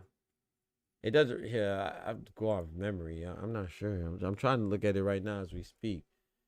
But I definitely think this has to be, bro. Like that's crazy, man. Y'all went nuts. God bless y'all, man, for real. Like I said, man, that really makes me feel like a young man appreciated, dog, for real. Y'all enjoy what I do, because I definitely enjoy y'all for real. I definitely enjoy y'all for real, man. Shout out to Tufo. He's talking about Doc on that new line who this level now. You feel me? We on the new line who this. Shout out to Tufo. New line who this, you know? You gotta come correct now, man. We out there in the media, man. Yo, we got champions hollering at us. You feel me? We got legends hollering at us. We got trainers hollering at us. You feel me? We got to get right, man. We got to get right, man. Shout out to y'all, though, man. I'm going to bed. Let them battle it out. Nah, we done, man. I want them to, you know, I don't want them to go too crazy. You feel me? Shout out to my brothers, though, holding it down for real. I really appreciate y'all for the love. I'm about to go ahead and call it. You know what I'm saying? It's what? We've been on for 7 hours.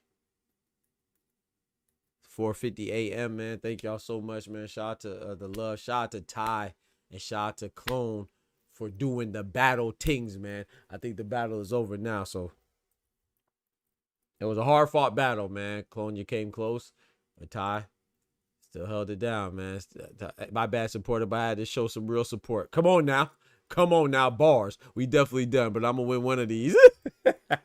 Hey, I appreciate the competition, man, because it's love, man, for real. So shout out to Ty, shout out to Clone for participating. Y'all don't have to do that, but it really goes a long way, man, to keep us going and growing. So that's the goal, man. We just hit 3,500 subscribers. Could we get 10K? Let's get 10K by the end of the year, man. Before 2026, let's get 10K, man. That's the goal. Let's get it, man. Speaking into existence. Let's go, man. So shout out to y'all, man. Thank y'all. That's a long way to go. 3,500. We need 6,500 more. But hey, with humans, it ain't possible. With God, anything's possible. You know what I'm saying? So let's get it, man. We definitely did. I appreciate y'all for real, man. I'm about to go ahead and go to bed, man. Ty, go to bed, Dagnam. Yeah, man. All y'all go to bed. All of us go to bed. I appreciate y'all rocking as always. Don't forget to smack that like button. You know what I'm saying? And shout out to y'all, man. But most importantly, remember, with God, we can do anything. Without God, we are nothing. Ty took it again. Shout out to Chloe for participating. I appreciate y'all. I'll catch y'all tomorrow, though. Good Lord willing. Hey, man. What up with the intro, though? You feel me? Media credential doc in this thing. Love y'all. Peace. From the hood to college, both worlds they had to meet. 6 degrees between us, so cold, we're about to freeze. But we're Florida boys, hot takes, we bring the heat. We're moving the culture, the engineers to the streets.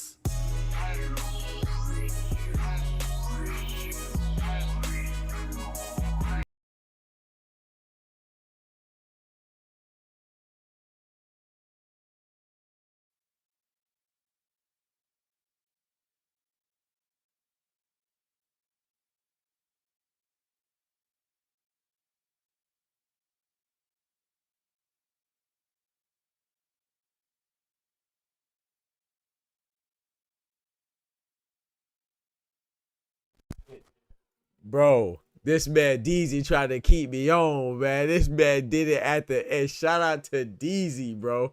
Deezy with the big 100 piece coming through like a boss with the slickness.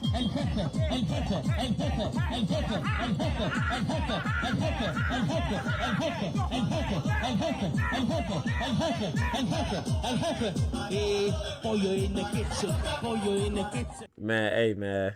I'm glad my camera off, man. Y'all go make a young man cry, bro. For real, man. Hey, I think that's our first 100 piece. That's the first time we seen a red. One time you did. You know what I'm talking about? It's the first time we seen a red in the chat, bro, on the graffiti. Man, thank y'all, man. We done seen a 50 piece, 100 piece, 20 piece, 10 piece, 5 piece, 30, 40, but 30, but 45, 47. Man, thank y'all, man. Hey, man. Bro, that's crazy, man. Thank y'all so much, man. God is good, chat. I'm telling you, man. Hey, you have any worries? I know sometimes it's hard when you be stressing. Give it to God, man. Only God could do this. So shout out to y'all, man. Shout out to y'all, man. God bless y'all. I'm out for real. Nah, I appreciate it, man. Definitely made this show legendary. Y'all made it legendary, bro. Y'all made it legendary, man. Y'all made it legendary, man. Doctor's out for real. I'm gonna catch y'all tomorrow. Good Lord willing. And let's turn up, man. Hey, like the video, share the video, and keep on supporting the boy, man. I appreciate it, man. We got a long way to go to the top. We gonna get there. Good Lord willing, man. God bless y'all. God bless y'all, man. I love y'all for real.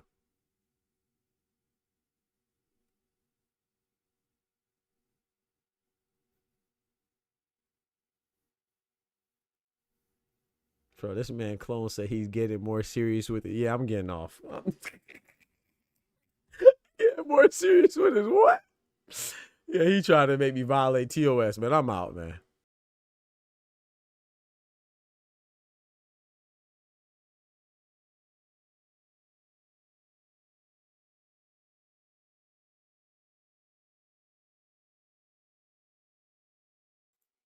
Bro, you ain't, wait, y'all ain't hear me? Deezy, you ain't hear me mention the 100? I mentioned it. Y'all ain't hear me? Bro, I was talking that whole time, bro. Y'all ain't hear me? Nah, Deezy trolling. Yo. Yo. Bro, that's crazy. I was talking the whole time. Oh, you did? Okay, I'm about to say I did. I heard you like, oh, okay, I'm about to say. I thought my mic was tripping. I'm about to say that's wild. DZ, you probably not live.